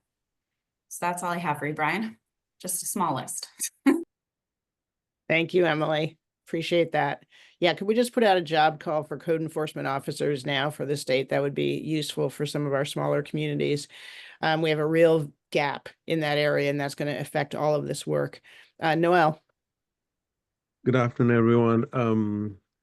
I'm kind of go over several different points very quickly. The number 3, I believe it's number 3, where we're talking about the involvement of philanthropic and organizations and nonprofits. I would also like to add corporate partners in that language there. We don't really talk about corporate partners, and I think they could have a role in that partnership because some of this work is cross-sectoral. So that's one. And number 4, we are not really identifying, and a bit of number 5 as well. We're not identifying which communities would be prioritized. We're not articulating that specifically. I think in the last meeting, someone mentioned that they have only one road to their community. And if that road doesn't exist, if that's blocked off, nothing can get there, even emergency services, healthcare services, nothing can, folks in that community cannot access those services. So is there some way we could include language that would, kind of speak about resource scarce communities and communities that are challenged? Like, is there a vulnerability index that we could, agree to use, or kind of a resilience standard or metric that we could use to identify how we're going to prioritize the deployment of resources when we have them? Because again, it seems like we have a lot of resources now, but that may not be the case forever, in which case we really need to prioritize. So how would we do that? I think if we somehow find language to kind of capture that, that would be great. And then number 10, we're talking about communicating and how do we communicate aspects of this work, and when how can we leverage communication. I think education is another piece that's not overtly mentioned, and I think it'd be very helpful to kind of add education in that context as well. It's not only about communicating to folks, to people who are impacted and people who could make a difference, but it's also how do we really bring education into this work where we're helping people understand how to, prevent, mitigate, address, respond, all of that. Broadly speaking, like how can we also strengthen Mainers across the state to be able to do a lot more, not just agencies. So what would that look like? Those are mine.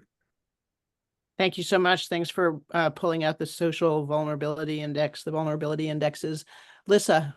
Yes, thank you, Linda. And thanks for a great document. Really well done. So the first area that I'd like to talk about, I have 3 areas. One is when I read the immediate action to improve storm response. Similar to Sam, I immediately thought about forecasting and how important that is. Forecasting data does exist. So forecasting for river flows, tides, severe winds. That's an area that I think we could benefit from. If we don't want to include it in this document, we could indicate that, and that maybe that's an area for future study. And I immediately think of the dams industry, and I can tell you they forecast really carefully because water is very precious to them. It is their business, and so the data does exist, and it's very helpful. The other thing that gave me great joy was seeing access to monitoring locations, gauges for stream flow, tides. I remember, and I lived through a period where USGS gauges were reduced, and it was heartbreaking to see those wonderful long periods of record be discontinued. And if you compare Maine to our neighbors, Vermont, New Hampshire, Massachusetts, Connecticut, you can look at the density of stream gauges and just immediately recognize that Maine is has a dearth of gauges compared to our neighbors. The other, relative to gauges, I'm also thinking that wind is very important to the state. I'm hearing Joe Purrington talk about putting in taller poles, putting in steel poles, and trying to address high winds and ice. And so I think focusing on wind data and wind gauges. We do a lot of work where we look at hobbyists who have wind gauges, and you can actually access that data. It's publicly available. And it's fascinating to see the number of citizens who are monitoring and using this data. And somehow if we can get the state on board to be looking at wind, I think that would be great. So that's my second point, is more wind, more gauges, and especially let's talk about wind. The third and final thing is that I'm always kind of talking about inland flood flows and rivers. That Maine, I think, needs to do a little bit of catch up in terms of projecting inland flood flows into the future. We have great coastal information on storm surge out into the future. Some of our other neighboring states, Massachusetts, New York, Connecticut, New Jersey, we're working with some interesting data for projections of inland flood flows in those areas. There's also information across the country that we can learn from. So my third point, inland flood flow projections. And thank you so much. Great. Thank you, Lissa. We've got about 5 minutes left for this section, and I really want to make sure that people that we haven't heard from get heard from. So including my co-chair, Dan, who's going to speak next. And before we go back to people to make second comments, I'm going to try to hit some folks around the room just to make sure everybody's had their voice heard. Dan, go for it. Thanks, Linda. Listening to the comments, the one thing I want to make sure we really focus on, and again, it goes back to something that Sam mentioned in his sort of pie in the sky. If the world could be rewritten, this is what I would do. And his concept is he would redraw political boundaries around drainage, around water courses, because so much within those basins are are interlinked in ways that most states don't recognize enough. And obviously that's not going to happen. But what really I think is going to be important to emphasize in this report is sort of the whole of system. You know, there is a tendency in these kind of reports to try to, you know, to get individual communities to empower themselves and think about themselves and lose sight of the fact that, you know, especially when you're talking about flooding, what, you know, what happens to them is heavily impacted by what happens upstream. Or what happens to one community on the coast is heavily impacted by what happens at the next community on the coast, or what happens upstream, because if all of a sudden a coastal community is impacted, like what happened in Stonington, but the roads upstream are washed out, or the power lines in other places. So I think it's really important for us to emphasize that, and I don't know the word we use, but that this is a whole of, you know, we really want to emphasize a whole of approach. And here are the parts and pieces that get us to do that. And maybe, at least initially, the leader is the new, you know, community, the new department as it builds up to try to get much more interconnection between our, and I always forget the number, but our 3,000 plus discrete communities and discrete governments and discrete towns, to encourage them to look beyond their boundaries. The other reason to do that is that I just believe that if we really were to derive, and this might be Charlie's thing, derive the actual economic damage that both communities and the states experience when one of these kind of events happens. And then the economic response, my guess is we would find that the response is not particularly efficient. That, you know, that if you thought of a whole of approach, you would actually get a lot more bang out of your buck. As opposed to everybody scurrying around, and even within the best practices catalog, do things that are best practices without sort of integrating. I would be willing to bet over time that there's a lot of inefficiency and a lot of wasted money. So I don't know how we incorporate that in the report, but I think it's important to talk about, you know, flooding happens to everybody and everybody's going to experience it. And we really need to think about it that way. And then secondly, I do think we should be very careful in both this report and in our final report. And this goes back to something Hannah was saying early in her introduction, that this dialogue, our group, our commissioners and our consultants and our staff, this dialogue is very heavily oriented towards government. And we have said repeatedly that this is not just going to be a government response. And to make this successful, there've got to be other players. But it's very easy in these types of things to default back to, well, the government's going to take care of it. And generally the taking care of it is that they're going to write a lot of checks. So again, I want to reiterate that we need to really think creatively about how we bring philanthropy, academia, you know, I love the idea of, you know, making this a career for people. So anyway, those are my comments, Linda. Thank you, Dan. I want to get a few more of the top level bullet points, but then we're going to take a quick break and then we're going to have time to actually discuss some of these comments more. So that whole conversation Dan just started for us is a really, really rich area of conversation for this group. And Dan, I really appreciate you bringing that up. So you mentioned private philanthropy. Deborah Elwood, you haven't had a chance to speak yet. Is there anything you want to add? You can also say no, I pass, but I just am checking. and with regards to your very strict instructions about anything mixed wrong or needs to add, I have nothing in addition here. I just want to validate a couple of things. First, I'm very grateful for the specific call outs and references to philanthropy. And I really do agree with Dan about that this must be cross-sector, and with Noel potentially adding in the business sector. And that philanthropy isn't just seen as a check either. That philanthropy can do a lot more in sort of convening, whatever else it may be across sectors, and being a partner to government along with the private sector. And then I just wanted to acknowledge what Charlie said about philanthropy can be a real source of resources for land conservation. That certainly land conservation itself is a real interest area of philanthropy. A lot of our resources actually come from donors interested in that. I wasn't particularly aware of Charlie's notion about philanthropy participating in the purchase of land for retreat.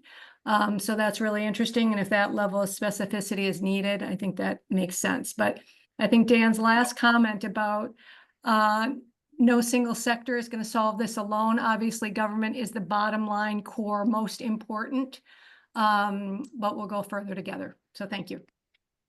Thank you, Deborah. We also have a couple of commissioners who are traveling, and Kurt Brown is one of those. Kurt, are you able to hear us? And do you have anything you'd like to add? Yeah, I can hear you great. I appreciate the opportunity. I love the document, and I'll keep it quick. I just think it's really important to shout out the heroic work of first responders in the storms and provide them with their needs, given their experiences during the storms, the lessons that were learned, and what we heard during our field trips about the unique nature and the unique dangers of responding during these storms. I think back to Old Orchard and those experiences, but just really emphasizing that and providing them with what they need. And I'll leave it at that. Thank you very much. Thank you, Kurt. And that's a great idea to give a shout out to our first responders. We saw several of them under deep stress when we did our community tours. Charlie, I'm going to come back to you. I want to get Judy in. She's also traveling. Thanks, Linda. Does that mean I'm up now? You're up. Okay, thanks. Just a couple of things high level. Because of going in and out of service, these may have been covered. I did hear Emily link the regional code enforcement with the issue of we have a building code, but is it being enforced? I have a high level question of how broadly is it being enforced? The number of towns with more than 4,000 people is only 19% of Maine. So that's just a question that I have in terms of it. And I think that it's very much linked. Building codes and using innovative codes, several are recommended in the report, is very much linked to regional code enforcement. On the inland flooding model recommendation, I think we need to recognize, and it's kind of done later on, that there's data that's needed ahead of actual development of those models that is going to cost some money and it therefore needs prioritization because Maine is just such a huge place. And then the third one related to that is that the regional watershed planning, the way it's worded seems to fall upon the regional coordinators. And I think that we really need to think about what is the most efficient level at which regional watershed planning gets done. I think there's an opportunity there for state-led interagency collaboration, but then the implementation and delivery is at the regional level. And those are my three levels, my three topics. Thanks. Thank you, Judy. I'm just going to repeat again. Stonington has a 1 day a week code enforcement officer. So all of this about codes needs a lot more infrastructure behind it. Believe me, if we want to rely on those at all. Bob Carey. Thanks very much, Linda. Just a couple things. One, I want to echo Pete's comments about we're not going to build our way out of this thing. We need to be upfront about that a little bit more in the document, I thought. Also, I agree with the point that I think Charlie made with regard to identifying an entity that would be responsible for each of the initiatives. I think it's very important that we start to hone in on that.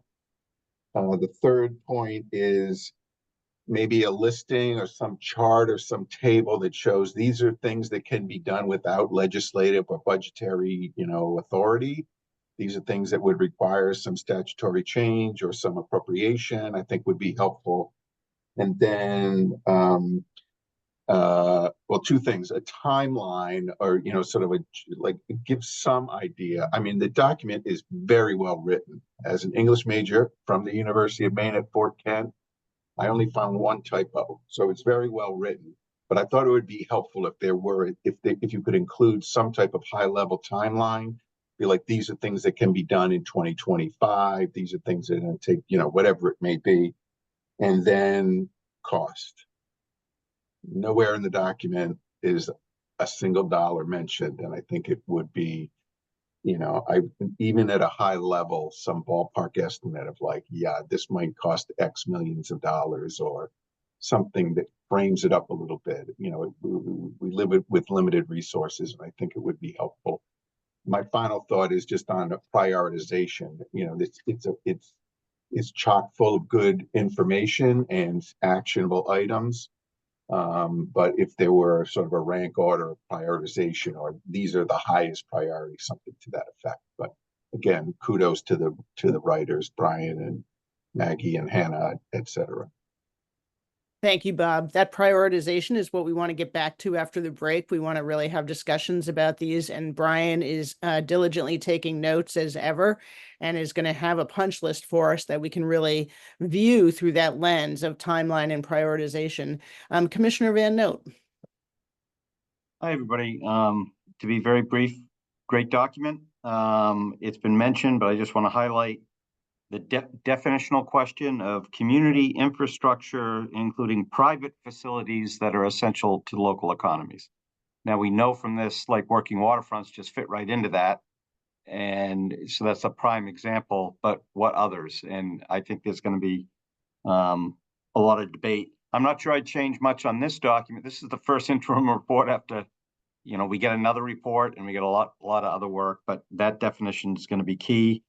And that's all related to the broader topic of, managing expectations. Where do people see themselves in this document? So the idea of a chart or something at the end where you actually just said,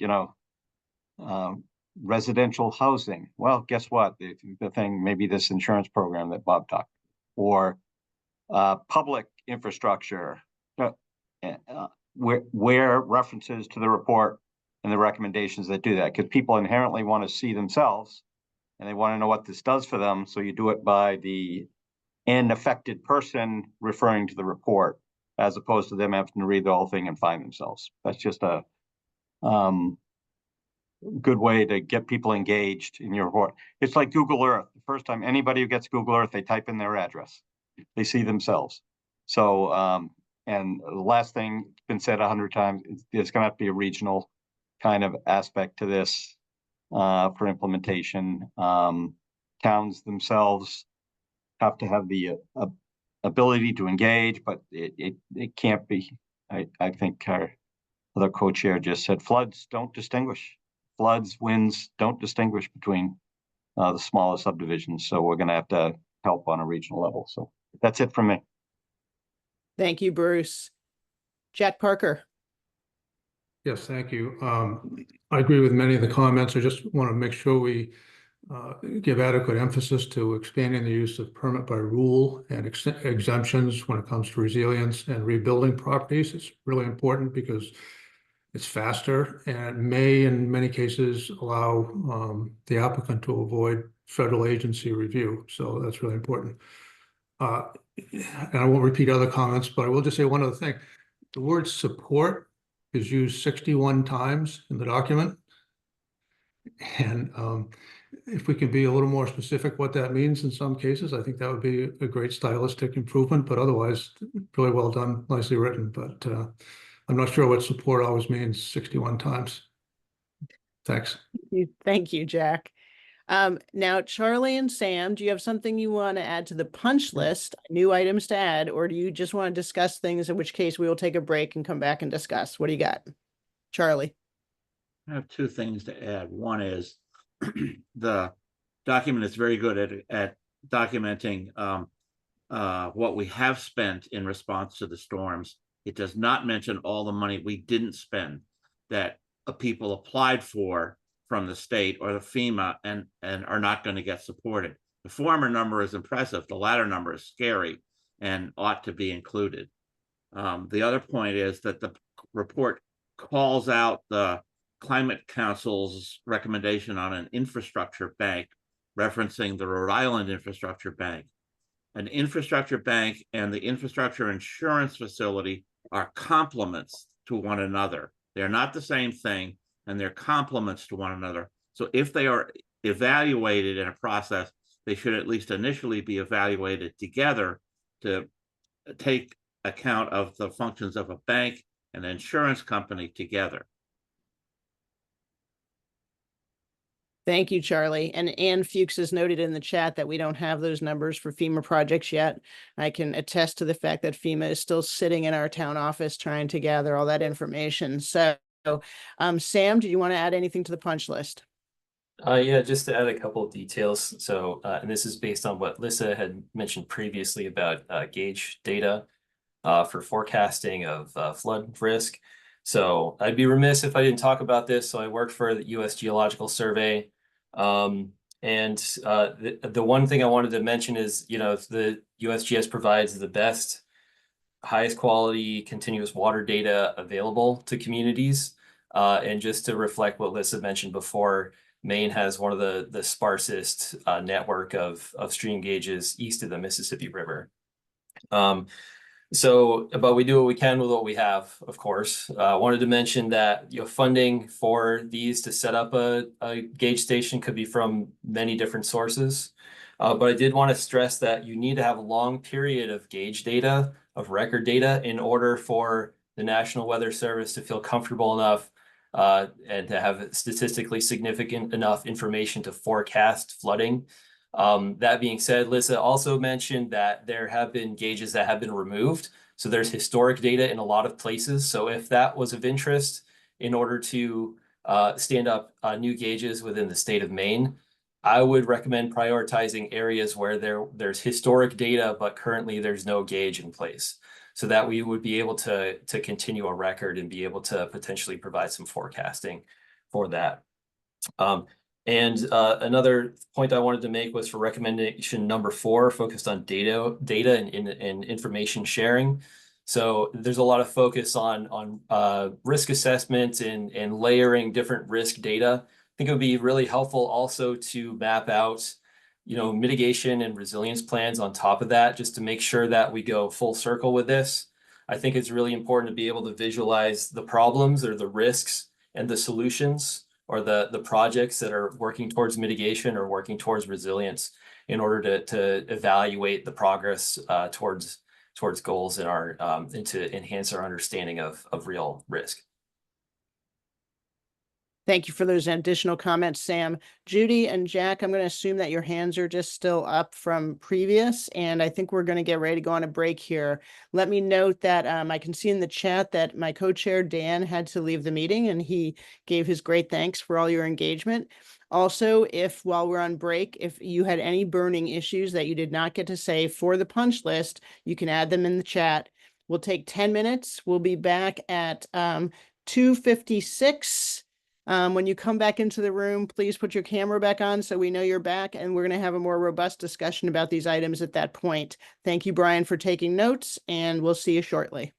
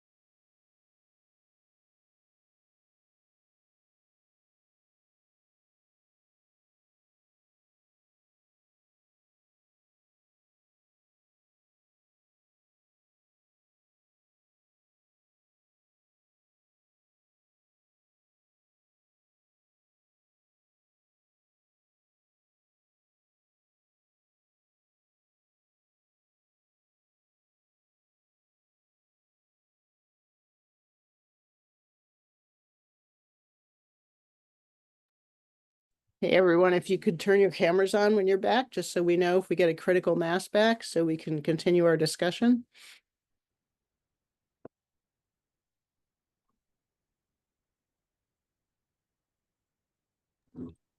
Hey, Linda, this is Judy. I'm going to keep my camera Yep. off just because of Gotcha. the car and stuff. Okay. No problem. Thanks, Judy. Okay, well, let's dive in, and I'm sure that our members that aren't quite back yet will be joining us shortly. But let's get moving on this. That was an incredible punch list of items and thoughts. So thank you all so much. One of the things I've been continually impressed by with this commission is the level of engagement and the level of attention all of you are bringing to this effort. And I'm very, very grateful for that. So we have just under an hour here to really go through some of these items. Brian's done a great job of capturing them and also of highlighting the ones which are ideas but need further clarification and discussion about how we might want to approach them or how they might want to be included in the report. Okay, so some of you are like, yes, this is number 5, this is number 4, put it here, put it there. Those were all clear. And then we've also got a whole list of like edits, like typography and, you know, grammar and all that stuff, which you're welcome to send. But what we need to discuss right now are the things that were great ideas and is not quite clear to us how they might fit in the report. So I'm going to ask you guys a series of questions based on what we captured and see where we land with things and see what kind of discussion we have about them. Anybody have any questions or comments about how we proceed for this last hour? Very good. Okay, so one of the last things that Bob Carey just brought up was the prioritization of recommendations. Some of you probably have better memories than me, and if you do, then you remember that we actually did do some prioritization of these issues at our last meeting 3 weeks ago, and Brian does have that information. He doesn't have it in a good way to show us right now. So how do you all feel about the prioritization of things? So we've got the 12 recommendations divided into 3 time frames, okay? So what we could do is we could set priorities under each set of recommendations. So in each of the 3 areas, we could prioritize the bullet points, okay? And Brian could take those priorities either from the work we did 3 weeks ago, or we could look at those slides again right now and reissue priorities.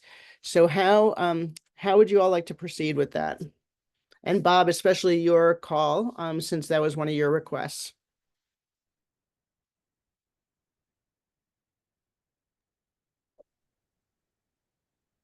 Linda, I mean, I think that Bob's point on prioritization is helpful. I just think we're going to have a difficult time doing it in a way. And maybe I'll punt to Bob and maybe Alyssa has a thought on this. I do think when we tee up for our May sort of more robust report, we'll kind of better understand some of the implementation that we're able to do in the legislative session and not. And so I think it will help with additional prioritization. But so I'm just really just saying, Bob asked a good question. I'm not sure if we're going to be able to answer it well. So Bob and Alyssa, please feel free to chime in. Bob, before I go to Alyssa, why don't you chime in there? I think that's probably right, Hannah. I just think that as maybe that's a May thing in terms of gearing towards that and fleshing out some of these in a bit more detail. So I'll defer to the group, but I think that's right. There's so much good information in here, though. I do think that it would be helpful for the readers to understand. You sort of have to go through the report to get at the specific action items sometimes.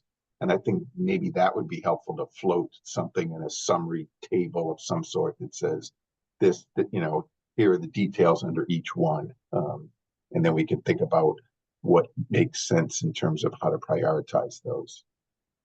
Because the other points about staff is a legit point, you know, it's like, yeah, if you had unlimited staff, you could probably do all of this, but we don't, so.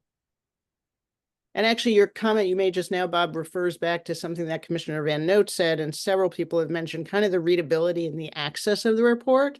And so you just referred again to kind of a chart of where people could enter the report, or maybe a more specific table of contents or something, so that people know how they can get quickly to different actions or different portions of the report. Lissa. Sure, at the risk of an engineer suggesting how to write, I would offer that, you know, we could maybe do a high, medium, low priority. When I read the different items, I'm thinking also predecessor, successor relationships. Does something have to happen before the next one does? And so I'm thinking about the flow of the reading and information. And is that more important than a high, medium, or low priority? I don't know. Yeah, thank you. I mean, and just as a reminder, they are currently grouped in a kind of priority order by the short term, midterm, and longer term, right? So there are those three buckets that are actually kind of prioritized, like what can we do in the short term, what can we do in the midterm, and what's going to take longer term. Charlie. But as you pointed out earlier, all three of those things need action at some level soon. And so to me, the thing that we should be clear about here in the interim report are what are the things that the governor, since our report is to her, what are the things that the governor needs to do in the next 6 months while the legislature is in session and while the Office of Community Affairs is being organized. So and maybe there are a couple of other areas, but these are the things that need to be done. The final report can then prioritize some of the other things, like, for example, the creation of new tide gauges or stream gauges or so on. But I think there are some things that we're saying the governor needs to do right away, and to me, those include standing up some of the studies that need to be done. Some staff, because you're already dealing with a crisis and short-staffed, and the agenda that is set for the Office of Community Affairs, they're getting organized anyway. So we ought to be clear about the agenda that we would like that group to deal with as they are getting organized. Those seem to me, and maybe there's some others I haven't thought of, but so some priority actions, not in the sense of overall long-term priorities necessarily, but the things that should be done within the next 6 months. And then when we come back in the final report, we can sort some of the longer-term issues into priorities. Yeah, great, Charlie. And that aligns with Hannah's comment in the chat. There is a letter from the co-chairs, from Dan and I, at the beginning of this report. And within that info, we could emphasize the most urgent points. And I think that's really what you're saying. What does the governor need to do in the next 6 months? That's a great lens to look at it with. Thank you for that. Commissioner Van Note. Thanks, Linda. It's saying I was kind of supporting Hannah's point. You try to prioritize, and it's going to be whose priorities, and the legislature has its own thoughts and all that kind of stuff. So that's probably not the place for us to try to do it here, but a soft way to do that, and echoing the thoughts of people like Bob and others saying we're not going to be able to build our way out of this and that kind of stuff. I think in the intro stuff, this can't be all things to all people. We can't solve everything, but you say it in words, and you don't say you're out of luck, but just saying, hey, if you're a private homeowner in a vulnerable area, we should try to make the flood insurance program a little better, and maybe we can have a resilience program. But there's not going to be someone there to just take care of your private home, because I think Ann said it earlier. The calls they got was, my house is flooded, help me now. And so just saying it in words, through words, you can kind of prioritize it. Hey, we're focusing on public infrastructure, or this community infrastructure that has the high economic value, and that's going to be the focus of what can happen. And in terms of the short-term priorities, I agree exactly what you just said, Linda, about in the cover letter saying, here's what has to happen in 6 months. When we next report, we can do more about priorities. So. Yeah, great. Thank you all. Any other comments on that particular item? Charlie, do you have a comment on that, or is your hand still up from that previous comment?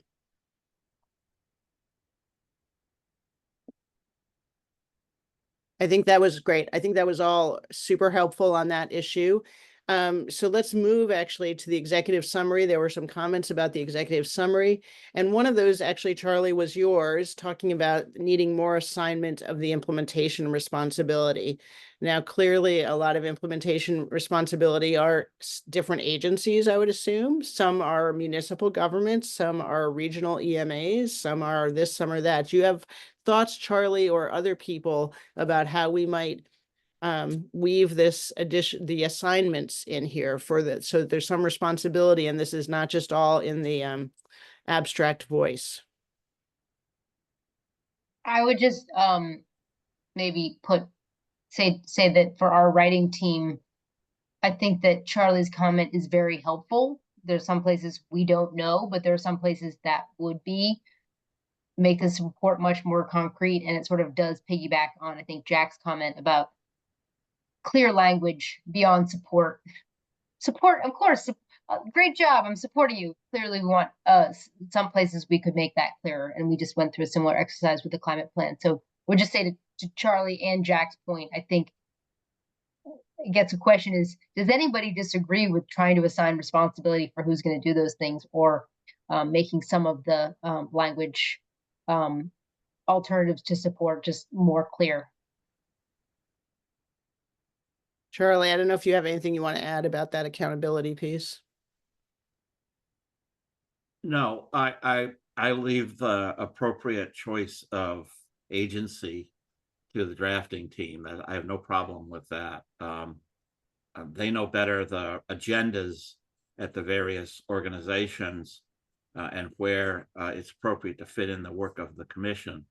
So I will stay out of specifics there. I just want to come back to your point, Linda, about the actionability of this, and the actionability seems a lot more clear if there's someone who's a finger pointing at them and said, take this action.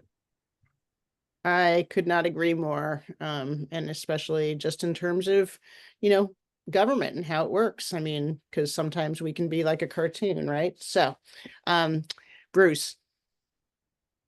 Long term, I mean, obviously in the next report, you always need proper nouns. I've found myself writing reports like this over the years, and sometimes you use the passive tense because there's a thorny issue that you have to work out, and you don't know exactly where. And at this stage, I think it's good just to get policymakers into the idea that these are the topic areas that has to happen.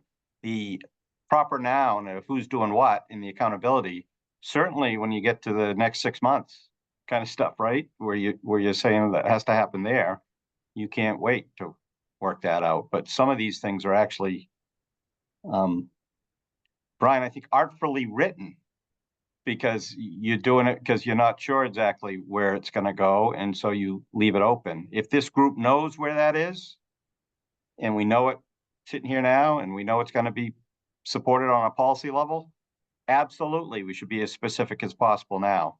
But there is a general acknowledgement of this group that a lot of this is going to have to be more regional in nature, or not just implemented at a municipal level, because it's just bigger than them, but with and how you that can be delicate in a legislative where local control is just a touchstone of everything that happens. So I think emphasizing the need for watershed system thinking, bigger thinking, all that kind of stuff, absolutely do that. But saying that, nope, this is going to be done by the state or a new watershed group or regional or the county MEMA offices, that can be a little delicate. And our goal here is to get it done long term. So for the short term stuff, we have to take that on. The other stuff, I think we have to engage policymakers to get themselves accustomed to the idea that these things are bigger than individual municipalities to do effectively. So it's just a thorny implementation issue that I was thinking that Brian was might have been ahead of us a little bit on some of these things, knowing that that's where that's going to go. So thank you. Yeah, well, good points. And this really touches on the issues that our co-chair Dan raised before he had to leave, which is, how do we start connecting the dots without duplicating and overlapping the dots, right? And that's a really pretty large conversation, and I'm not sure we can steer it from here yet, right? But we could learn a lot more about that and discuss that a lot more before the final report's out in May. Emily. Bruce said it pretty much exactly what I was going to say. So I'll just second his thoughts. And I'll also say that if we're trying to identify potential allocation of who would take this on, I think we also need to keep in mind that it could be collaborative approaches. So it's not going to be just one sole entity solving, whether it's an RPO or DOT. It might be a combination of the two, or Island Institute might be involved. I think this question is probably not solvable in the next 2 weeks. So it's similar to the prioritization piece, where maybe that's a goal for May. But to keep in mind that we should consider collaboration as part of assigning tasks to these categories. Great. Thanks, Emily. Any other burning thoughts on that particular topic of assigning responsibility and accountability? Okay, so another comment that just needs a little more clarity and perhaps discussion is that on the first recommendation, and Brian, you might want to read that for us. Several of you noted that it felt a little bit light on response, and maybe it's a focus area for the May report. I think this was actually Joe Purrington said this, and Joe may have left us. Is that right, Joe? We've lost Joe. So we may just want to circle back to Joe on that unless other people have strong feelings about the first recommendation. And I think his comment was that it's feeling light on rapid response, on the immediate response, and longer on resilience, right? Like we're talking more about rebuilding and how we make things more resilient for the future, but maybe in his mind, somebody deeply engaged with the infrastructure, a little bit light on how we get everything back up immediately after a storm. Does that help, Brian?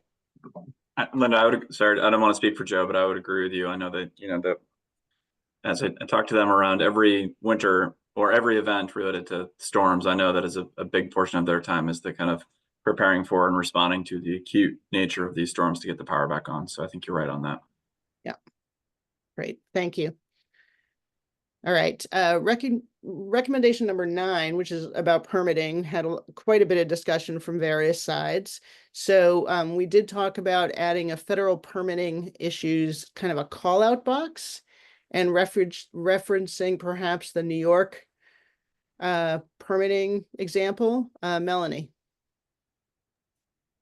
Linda, well, so not specific to the New York call out, because I think maybe Brian's got the idea in terms of just sort of massaging that.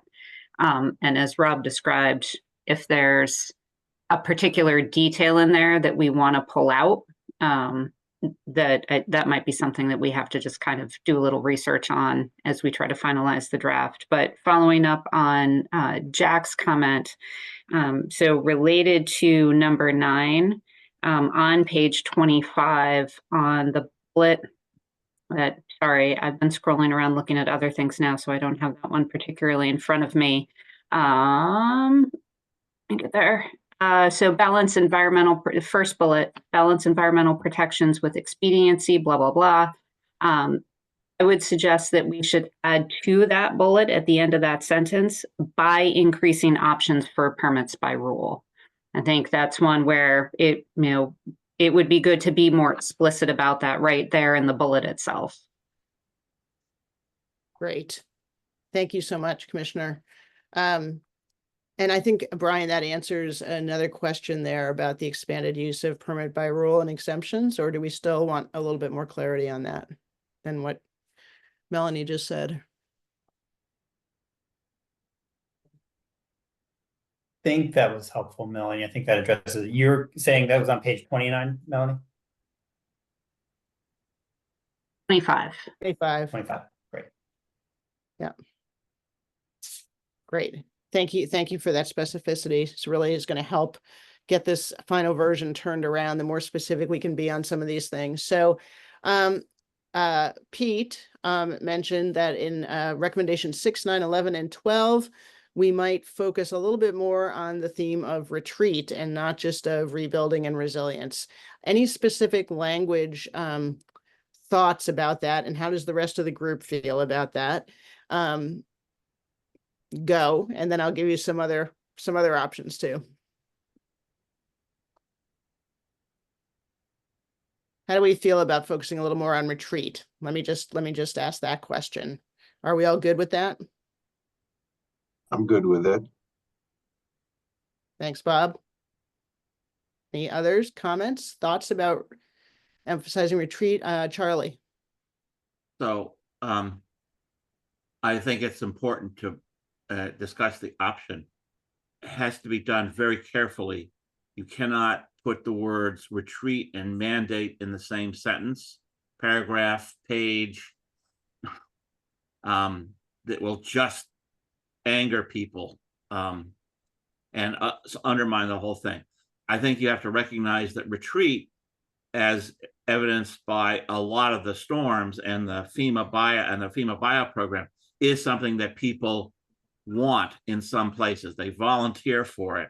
And I think the job here is to make it possible for them to do that, and easier if it needs to be, but it's got to be portrayed as a voluntary action on the part of the home or structure owner. If you start talking about mandatory retreat, it will undermine the entire report. Thank you, Charlie. Bruce. In the interest of time, ditto. Thank you for the interest of time. Pete. Thrice. But I guess we just need to be careful with the language that we use. I like the ideas of talking about relocation, getting out of harm's way. To me, it's more of an underlying theme that needs to be woven into our recommendations as opposed to a strict recommendation. And the other thing that I really wanted to kind of get in there is that we need to have some funding to support it at the state level as well, not just the federal level. Great, thank you. And it makes me kind of wonder, because you have another one coming up here that comes from your comments, Pete. It just makes me wonder if we're defining resilience well enough, and whether we need to define these key terms so that at least everybody's using them the same way, right? Because resilience is like, it's a little bit like the word support these days. I mean, it's like all over the place and everybody's using it in a million different ways. So it's possible that we might want to define the way that we're using it for the purposes of this report. But for example, in recommendation number 5, Pete, you commented that there could be more discussion of nature-based solutions to increase resilience for the built environment. Again, thoughts, comments, questions about increasing the emphasis on that? I can add a little bit of context as to what I was thinking there as well. One of the things that I've experienced post-storm is tens of communities trying to apply for FEMA funds to actually conduct nature-based solutions, to rebuild their dunes, to rebuild their beaches. The state currently has no technical assistance program to help the communities. A lot of communities don't know what they need. A lot of communities also can't get the information that they need. So there's a couple different themes there. One is a technical assistance program to help, for instance, further nature-based solutions to provide the protective capacity or rebuild the protective capacity that a lot of our coastal communities need along the shoreline. And then just the underlying theme that NBS is part of a way that we can respond by linking the built environment with the adjacent natural habitats. Thanks for the additional specifics, Pete. Any comments or questions about this and how we address it?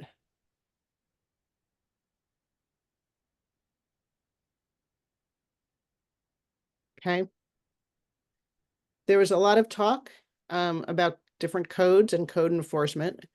And I will note that some of this comes directly from me, but also Emily and Judy East raised these issues, all of us coming from some of the smaller communities, that there's significant training will be needed for some of this work, and also just more code enforcement in general. I can't emphasize enough what it's like out here. There is just, I mean, it's a little bit like the Wild West, which we love about it, honestly. But if it comes to some of these recommendations we're making about code enforcement and adapting newer, stronger building codes, which I know my co-chair in particular feels very strongly about, I'm just really myself kind of failing to be able to imagine the steps that are going to get us there. So Hannah. I will just say, I mean, Linda, you reflect it well. I live in another one of those towns, and as Emily pointed out, many of our towns under 4,000 enforce our own ordinances in the shoreland zone, but we don't enforce, for example, the building code that the state has adopted. And that building code is where those flood resilient requirements are often included. And so I think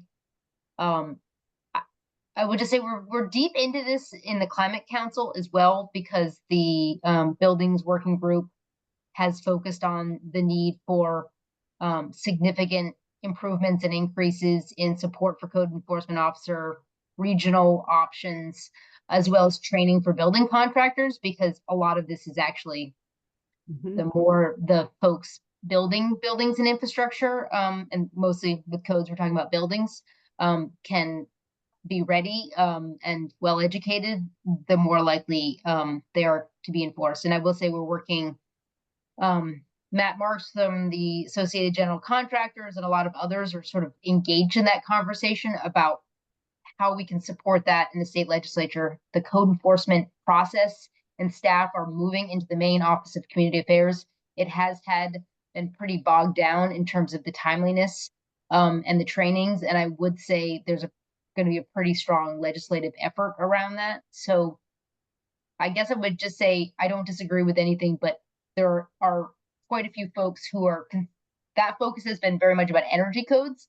This is about flood, but the code does speak to improvement on both issues. So frankly, both reports suggesting the importance of codes, training, as well as support for regional or local is helpful.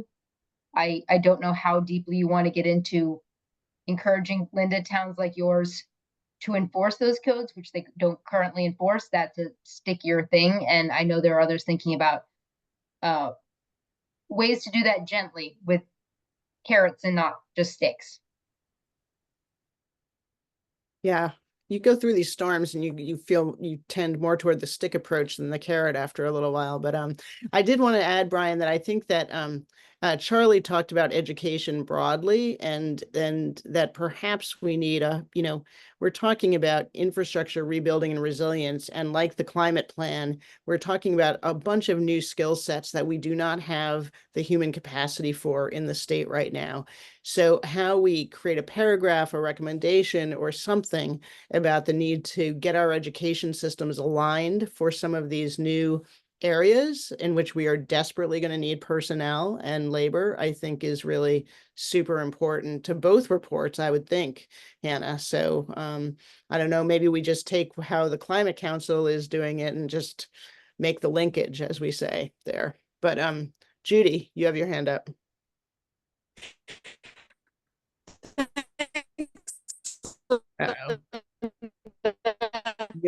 Hey, Judy, you're in I a wanted really to pick up on what Hannah just. You can't hear me? We could. Sorry. Go ahead now. We got you now. Okay, I brought the phone up a little closer. We can hear you. We stopped. Okay. Just picking up on what Hannah said about the softer approach. The code officer is in especially rural areas, often the only person who advises the planning board and the only person who individual property owners interact with.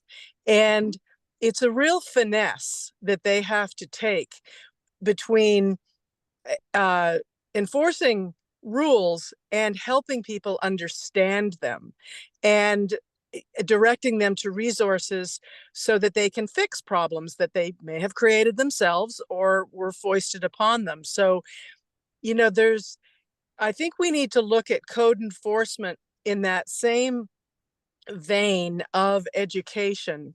And I noticed, I'm sorry, I don't have the recommendation number. I'm looking at my notes on page 21, where we've where we've indicated floodplain manager positions at the regional level. And I'm thinking that that position could be linked to a regional code enforcement network, because there's to link this notion of enforcement with education and let's help you get back into compliance. So I think there's a real opportunity there. And one thing we could reference in this document is that KV-COG, Emily, you may know these details better than me. They are, you know, at about 95% of the way through the process at FEMA to get a grant for 3 years to pilot regional code enforcement across 6 of these deeply rural regions. And I think we should reference that to the extent that we're able to. If not now, then certainly by May, we'll know how it has played out. And really think about this in terms of both education and enforcement. Thanks, Judy. Yeah, that would be a good example, what the KV-COG is doing. So that's an interesting example for us to pull out. And especially 6 months from now, when we're doing a final report, we might have clearer results. Any other thoughts on codes and code enforcement before we continue our journey?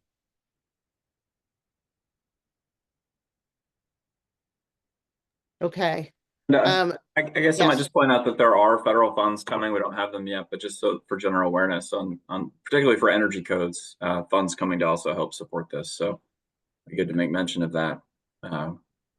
So Dan, in some of that money that you mentioned earlier, you're saying that some of that will be used for advancing energy codes? Actually, that wasn't in the list of money that I mentioned earlier. That was more on specific resiliency projects. But for codes, energy code money and adoption, there's a couple buckets that we should just make sure to highlight. 6 or 7 million coming into the state for that. Excellent. Okay. I think that's important. Thanks for bringing that up, Dan. And we got a couple people participating in the chat. So as Emily noted, Emily, do you want to just speak for yourself here and not have me read your text? I was trying to be stealthy so that I didn't take up more time, but 2 things. For the retreat and relocation, it's already emphasized in the strategies proposed by the Climate Council's Community Resilience Working Group.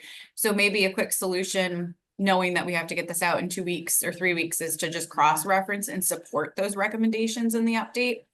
And then my piece around code enforcement was that if we're looking to have code enforcement not only enforce MUBEC, but also possibly implementing FEMA's community rating system, both of those, code enforcement is going to need a significant amount of training, both for existing CEOs, but we also have to figure out how to recruit and train new code enforcement officers, because there's already not enough of them.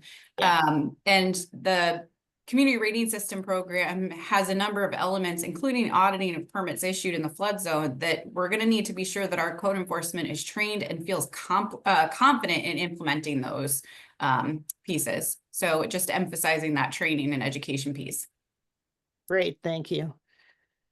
And let's see, Pete. I just wanted to jump back on the CEO aspect real quick, and this maybe gets back to some of the discussions we had in one of our previous sessions, where either a county coordinator for a program, for the CRS program, for instance, would be advantageous to consider, then, or maybe somebody stationed with an RPO. to be able to provide that direct technical assistance that is CRS specifically related to communities. So I don't know if that's a recommendation we want to get that specific on, but that would be a way to take it a little bit and maybe get it up to the RPO level as opposed to just throwing more on CEOs who are already, in many cases, overworked, and also, for instance, the animal catcher in the community and wearing 10 hats at once. Yeah. Thanks for that original detail, Pete. Judy, did you want to add something, or is your hand still up from the previous? Sorry. Nope, no problem. No problem. Brian, are you capturing the chat? I mean, so I don't need to worry about stuff that's necessarily in the chat. You guys will capture that, right? Yeah, great. Okay. So there's some definitions we want to be clear about. Make sure that the interim draft of the report is clear, because it's hard to change definitions after the fact. Okay. So let's make sure we get these definitions correct. In recommendation number 4 and 5, Noel pointed out that it's about, it doesn't identify which communities should be prioritized when resources are scarce, and he suggested using a vulnerability or risk index. How do people feel about that? And do you have thoughts about, existing risk indexes?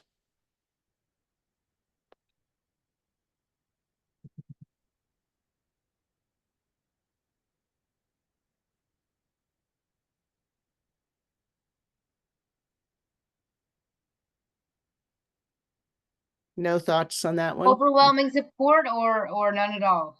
Right. Is there support for that or not?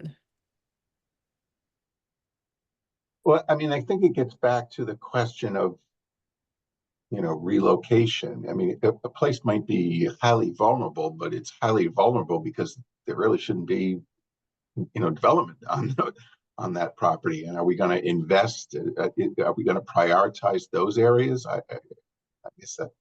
I think this is more about vulnerable communities that are not necessarily like in floodplains, perhaps, but have fewer resources. And how do we channel resources when they're scarce? I mean, I know that the social vulnerability indexes that I've used for other grants do talk about, and perhaps you actually are already using those for the Community Resilience Partnership. I don't know. Just remind me, Hannah or Brian.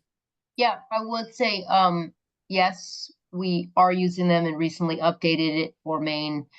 And the Climate Council is also likely to recommend a state focus for climate resilience and climate programs that's similar to the federal government's program, that 40% of the benefits should go to those of sort of grant program proceeds should go to communities that fall within high social vulnerability or the low income tracts, as the White House lays them out. So we are looking at kind of a similar thing. And it's essentially just trying to ensure that the funds don't all go to wealthy communities who can compete for them, that the state is making a strong effort. And I see Dr. Vaz about to go on, but CDC has done that and been implementing the federal government's requirements for the drinking water program. So it's a thing the state has been doing. We want to continue to do. So it might be good just to emphasize that.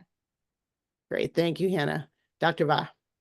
I agree with what Hannah said. And I also agree with, in addition to that, to your earlier question, I agree with Noel's comment.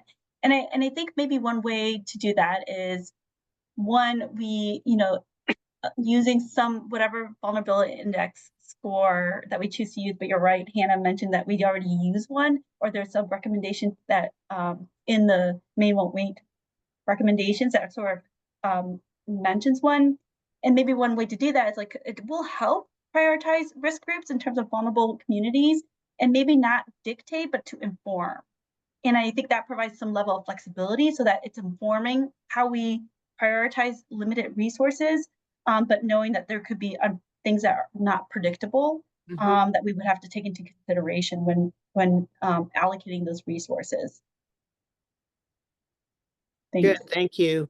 Yeah, and I think it's a good note, Brian. I'm sure you got it, that, to align our talking about, vulnerable communities and a risk index with whatever is happening in the climate recommendations. Yeah, so we're just aligned and using the same same kind of structure.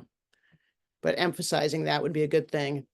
Similarly, Bruce, you brought up that we have not really defined, we broadly talk about vulnerable infrastructure that are vital to local economies. Who decides that? What is the vulnerable infrastructure? How do we prioritize those? Do we need to define that now? Can that wait till May? How do you want to work with that? I think it can wait till May, but just know that, again, it's all getting to people are going to want to see themselves, and you can read that thing and you're a general store in a small town in Western Maine that's on a river.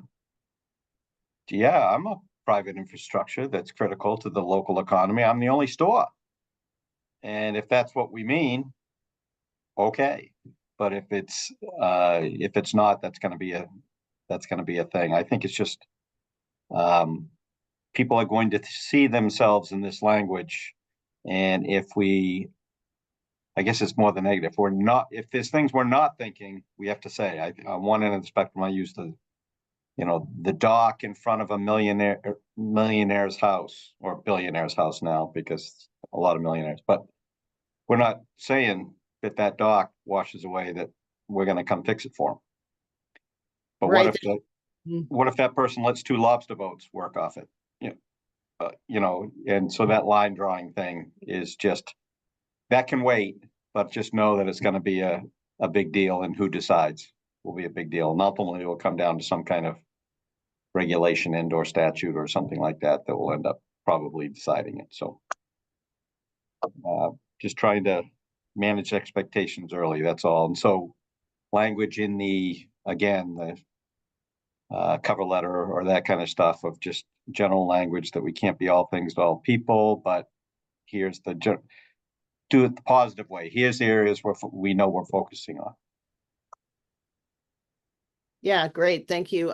For one thing, in that phrase, there's no distinction between public and private infrastructure, which is what you just pointed out. And that's one big bucket of distinction.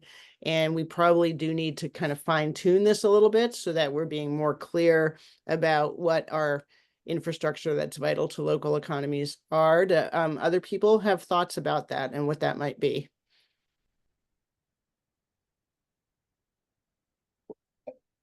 I was on the front line with Hannah and Pat Kelleher and doing it with $25 million and trying to decide what that meant. And so that's why I know it's potentially thorny long term, but everything actually worked out well. No one's being sued. Our process isn't being, attacked terribly. So I don't want to over awfulize here, but when this becomes structural and long term and we get funding sources on an ongoing basis, it will become a thing. Yeah, no, I hear you. I would just add, I think we have identified in this report, working waterfront infrastructure, public and private, is important for component of the economy. I think there is economic infrastructure that is sort of broadly important to jobs. I would say there is nonprofit infrastructure that would be considered private, hospitals, etc., that probably we'd all agree have a pretty important public benefit. So you could get into this for a long time. I think I don't know how far we want to go. I would say some of the data work we're all doing is trying to identify where those assets are located and which of them are vulnerable, and that sort of helps to narrow down on this. But again, clearly we've talked a lot about working waterfront as something that was hit, and we had to think about how to respond. So. Well, and this is related to Dr. Va's comments too about critical infrastructure, right? So healthcare and public health facilities and water and wastewater systems, and are we adequately addressing those? So I think that I saw a comment in the chat from Commissioner Loisem about the wastewater and drinking water systems. Small tweak that we can make to that to emphasize that some more. And Dr. Va, in terms of where your comments about healthcare and public health facilities go, do you have any more specifics about where you would like that definition to land? I was thinking when and it doesn't necessarily have to be here. This is why I was sort of wanting to look at this through the lens of the climate action plan I think it's important to, and then there was another comment, like, how do we make recommendations that are cost neutral, right? But what signal preparedness and response. And one of them is just to, make sure, I'm thinking of like, the Seoul hospital or the Seoul healthcare clinic on an island. What happens if access to that hospital goes down and you have to like evacuate patients, or there's a mom delivering a baby? I just want to make sure that we in public PEP, as we work with healthcare systems, that it's part of their plan, and we're thinking about this to include climate change and extreme weather and disasters. And it does, like, I think it doesn't have to be here specifically. If it's not here, then maybe we should need more specific language in the other plan. Okay. Thank you for that additional information. Any other thoughts about these two topics? I've got one more definition issue, and then I think we're going to wrap up unless people have other burning issues. And Charlie, you may have had your hand up and I missed you a moment ago, but we wanted to go to your comment about recommendation 6. So go ahead. What was recommendation 6? Oh, so for your comment, sorry, I thought you might have something else you wanted to add before that, but No, I was going to say something about vulnerability index, but I put it in the chat. okay, great. Thank you for that. Yeah, for recommendation 6, you talked about a confusion of regional capacity, like a half versus a might. Right. So there are a couple of things on regions in there. One is the notion of regions as watersheds that Dan raised, and goes back to the very origins of planning in 19th century Europe. So what is old is new again. So regions as watersheds, regions as support, regions as the coordinated regional responses. And then there's also language in there that all of the regional stuff is kind of optional. That towns will be encouraged to participate with regionally. And I think you got to be either one, or I think if you're going to really focus on region, you're going to have to be more directive about what's going to be done regionally, what's going to be done locally, because the history in Maine is towns will opt out of doing things regionally if it costs them anything, and that we can't keep doing that. Yeah, good point. And related to your other point about accountability and who's kind of responsible for doing some of these things, and is it the region, is it the local municipality, is it the state agency, and how does all that tier down? So we just need to consider those relationships within this ecosystem we're creating. And that's where Dan wanted to have a little bit more discussion, and maybe we'll, like, as I said, we'll have more discussion about how we might better define that ecosystem and the relationships between all the parts of the ecosystem over the next 6 months. So unless yep, go ahead. I think the problem arises because of drafting issues, trying to get different things together, and it just hasn't meshed yet. And so it's fine to wait for that. I got to go. See you next time. Great. Bye. Thank you. Thanks for all your good work. Any other burning issues before we wrap up for the day? How are we doing? The only other thought I had, Linda, was on, we talked about, having contractors or entities, ready to assist. And maybe in the details of the report, we can talk about the potential establishment of a pre-qualified vendor list. We do it sometimes here. We get a list of actuarial firms, and even though we don't have a specific project, when we do need support, we can go pick someone off that list, get a scope of work together, and everything's all done. The contracts, they've already signed the state contract. They have all the insurance that they're required to have, and we don't have to go through any of the vetting. They're already part of a list of pre-qualified vendors. I wonder if that might be the same with some of the contractors and some of the other entities that we go to after an emergency hits. Yeah, I think it's going to be tough because we're at such a shortage of all of them. I mean, that was one of the biggest things about recovering from these last storms, and why it's taking so long is that there are just not enough people to do the work. So I think it's a really good idea, but I just, I feel like what I'm seeing is that people are kind of picking up anybody from the street that can, like, you know, add a board to something. Commissioner Loisem. Thanks, Linda. I was going to note, I think that we do have it in there as a recommendation somewhere, because it is one of the things that DEP is planning to pursue for our purposes on the permitting review side. I've got a contract under review by procurement right now for us to be able to put things out to mini bid under a multi-vendor contract for exactly that sort of reason. And I mean, obviously the problem that we're all going to end up with is that there's still sort of a limited number of bodies, right? Which I think is what we experience. So we have this problem of, like, you know, localities, the state, all of us can line up to be prepared to do that, but we're all going to draw from that same pool. So it does connect to also that workforce need, where, like, there need to be enough people who are going to want to, you know, come in when we give you 3 days notice. There's been an emergency. We now need to deploy an extra however many licensed professional engineers, for instance, to get the job done in a short period of time. And, you know, in December and January, like, people were calling way out of state to get those licensed PEs on board to be able to help do the work.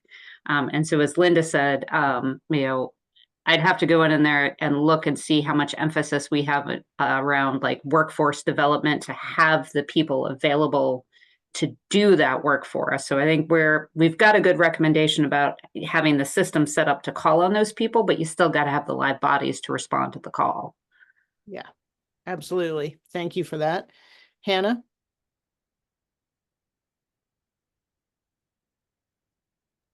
Sorry, I lost my arrow. It seems like we're close to wrapping up, Linda, and maybe I'm putting you and Brian on the spot, or maybe you're about to say this, but there were other comments that seem pretty helpful, just emphasis on education. I heard there was talk about forecasting and preparation and other hazards. I mean, just assuming that a lot of those comments were kind of not controversial and the staff can think about it, how to incorporate them. Is that your feeling? Yeah, exactly. We put together a list of things that we felt like needed really, you know, further clarification and discussion. And others of those bullet points just seemed just really good, and that you guys are going to work in or figure out how it goes in. So. Okay, good. So I'm just saying, to the many comments that you all made, we've Right. heard you, we've taken them down, and we'll see how we can incorporate them into the draft, because I think there were a lot of helpful clarifications or points of emphasis or missing things that didn't seem like needed debate. So Exactly. The things that we discussed after the break are just things that needed further clarification, but there's a lot more that you all came up with. I just want to make sure, Judy, did you have your hand up again? I know you're traveling, or I don't want to voice out. Yeah. Yeah, Go thanks, Linda. I would just add to pick up on Charlie's comments about towns won't do regional work if they think it'll cost them money.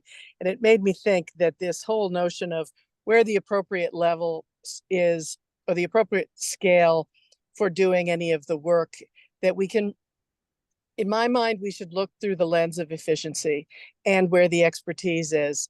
And, you know, philanthropy can help with training the trainers, and state agencies can have tremendous expertise. They can also contract for expertise. And I really think that if we think about scale and level of delivery, think about efficiency and where the expertise is. That's all. Thanks. Yeah, great. Thank you very much. So this was a ton of work you all did today. If you all were just in Stonington, I would probably use like a 4-letter word before ton and just say, you know, get really, really direct with this, but it was really a lot of work and we greatly appreciate it. So Brian and crew now has the list of instructions that they need to do the final revisions to our interim report.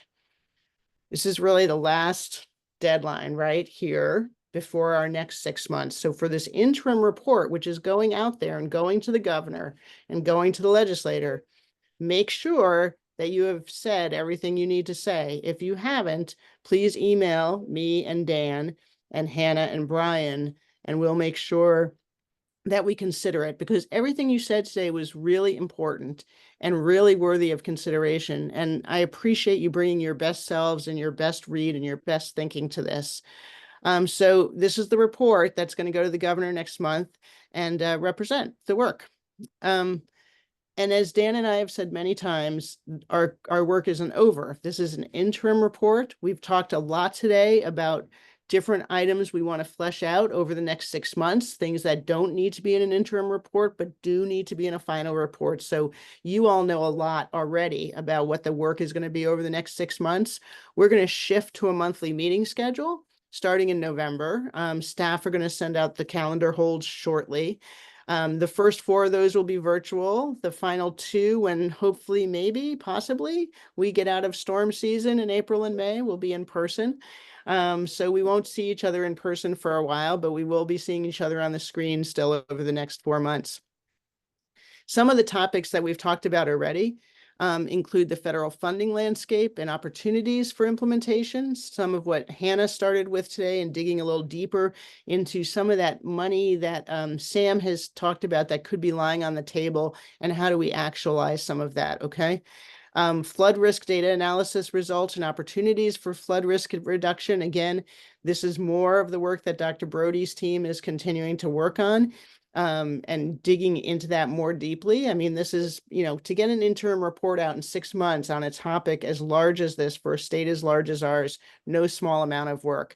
So now we get to dig a little deeper into these things, and even a little more thoughtfully for the final report. And then opportunities for philanthropic and other partnerships. Let's really sketch those out. I think there's a real desire to sketch out what the ecosystem is here, what it looks like, how everybody's related to each other, and how we communicate with each other. So if you have suggestions on other topics for the next 6 months of meetings that you want us to explore, please send them to me and to Dan, and we'll make sure that we consider them for future agendas. I want to leave you guys all with a little anecdote about labor and about the workforce, and you can consider this and have a little fun with it, because I don't know if any of you are yet familiar with Dr. Ayanna Johnson's new book, What If We Get It Right? Visions for Climate Futures. Dr. Johnson's on a 3-month residency at Bowdoin College, and she's all about climate futures, and she's on a book tour right now for her new book. And one of the things she noted is that she's going to next start writing children's books, because that's where the impressions, right, for this learning about these climate futures that we are not dealing with retroactively, right, come about. But the other thing is that we don't see yet enough of these new jobs we've been talking about so much today in popular culture. So if you guys know popular culture makers, right, the people that make rom-coms, the people that do graphic novels, the people that write books, or even people that write op-eds, right? We need to be talking about, the need for more electricians, because we're going more and more toward electrification. The need for those code enforcement officers, but with the new thinking. Like, we have new jobs here on the horizon. Our education system can be getting folks ready for it, but until we start putting some of those people just out into the world, like as regular people that you might go on a date with, okay? Just, rom-com. I think her point is really well taken. We're not seeing that yet in the popular culture, and we really need to see the future, our climate futures, in our popular culture, in our conversations, in our communities. So I challenge you all to that as you go off, and I really thank you again for your participation. So it was a big day. We have another bigger day coming up with the release of the report, hopefully at our November meeting. So the meeting is on November 12th. That's going to be the release date, we hope. The details will be coming to you from this fabulous office. And look for the calendar holds from Maggie for then the meeting dates from December through May. And there is the commission meeting schedule through November. We're heading up the last one, and that is in person from 1 to 4. That's going to be in Augusta, we think, tentatively. So stand by for details. Thanks again for all coming today. We appreciate all the work you've been doing. It's good and important work. See you in 3 weeks. Thank you, Linda. Thanks, Linda. See y'all. Thank you.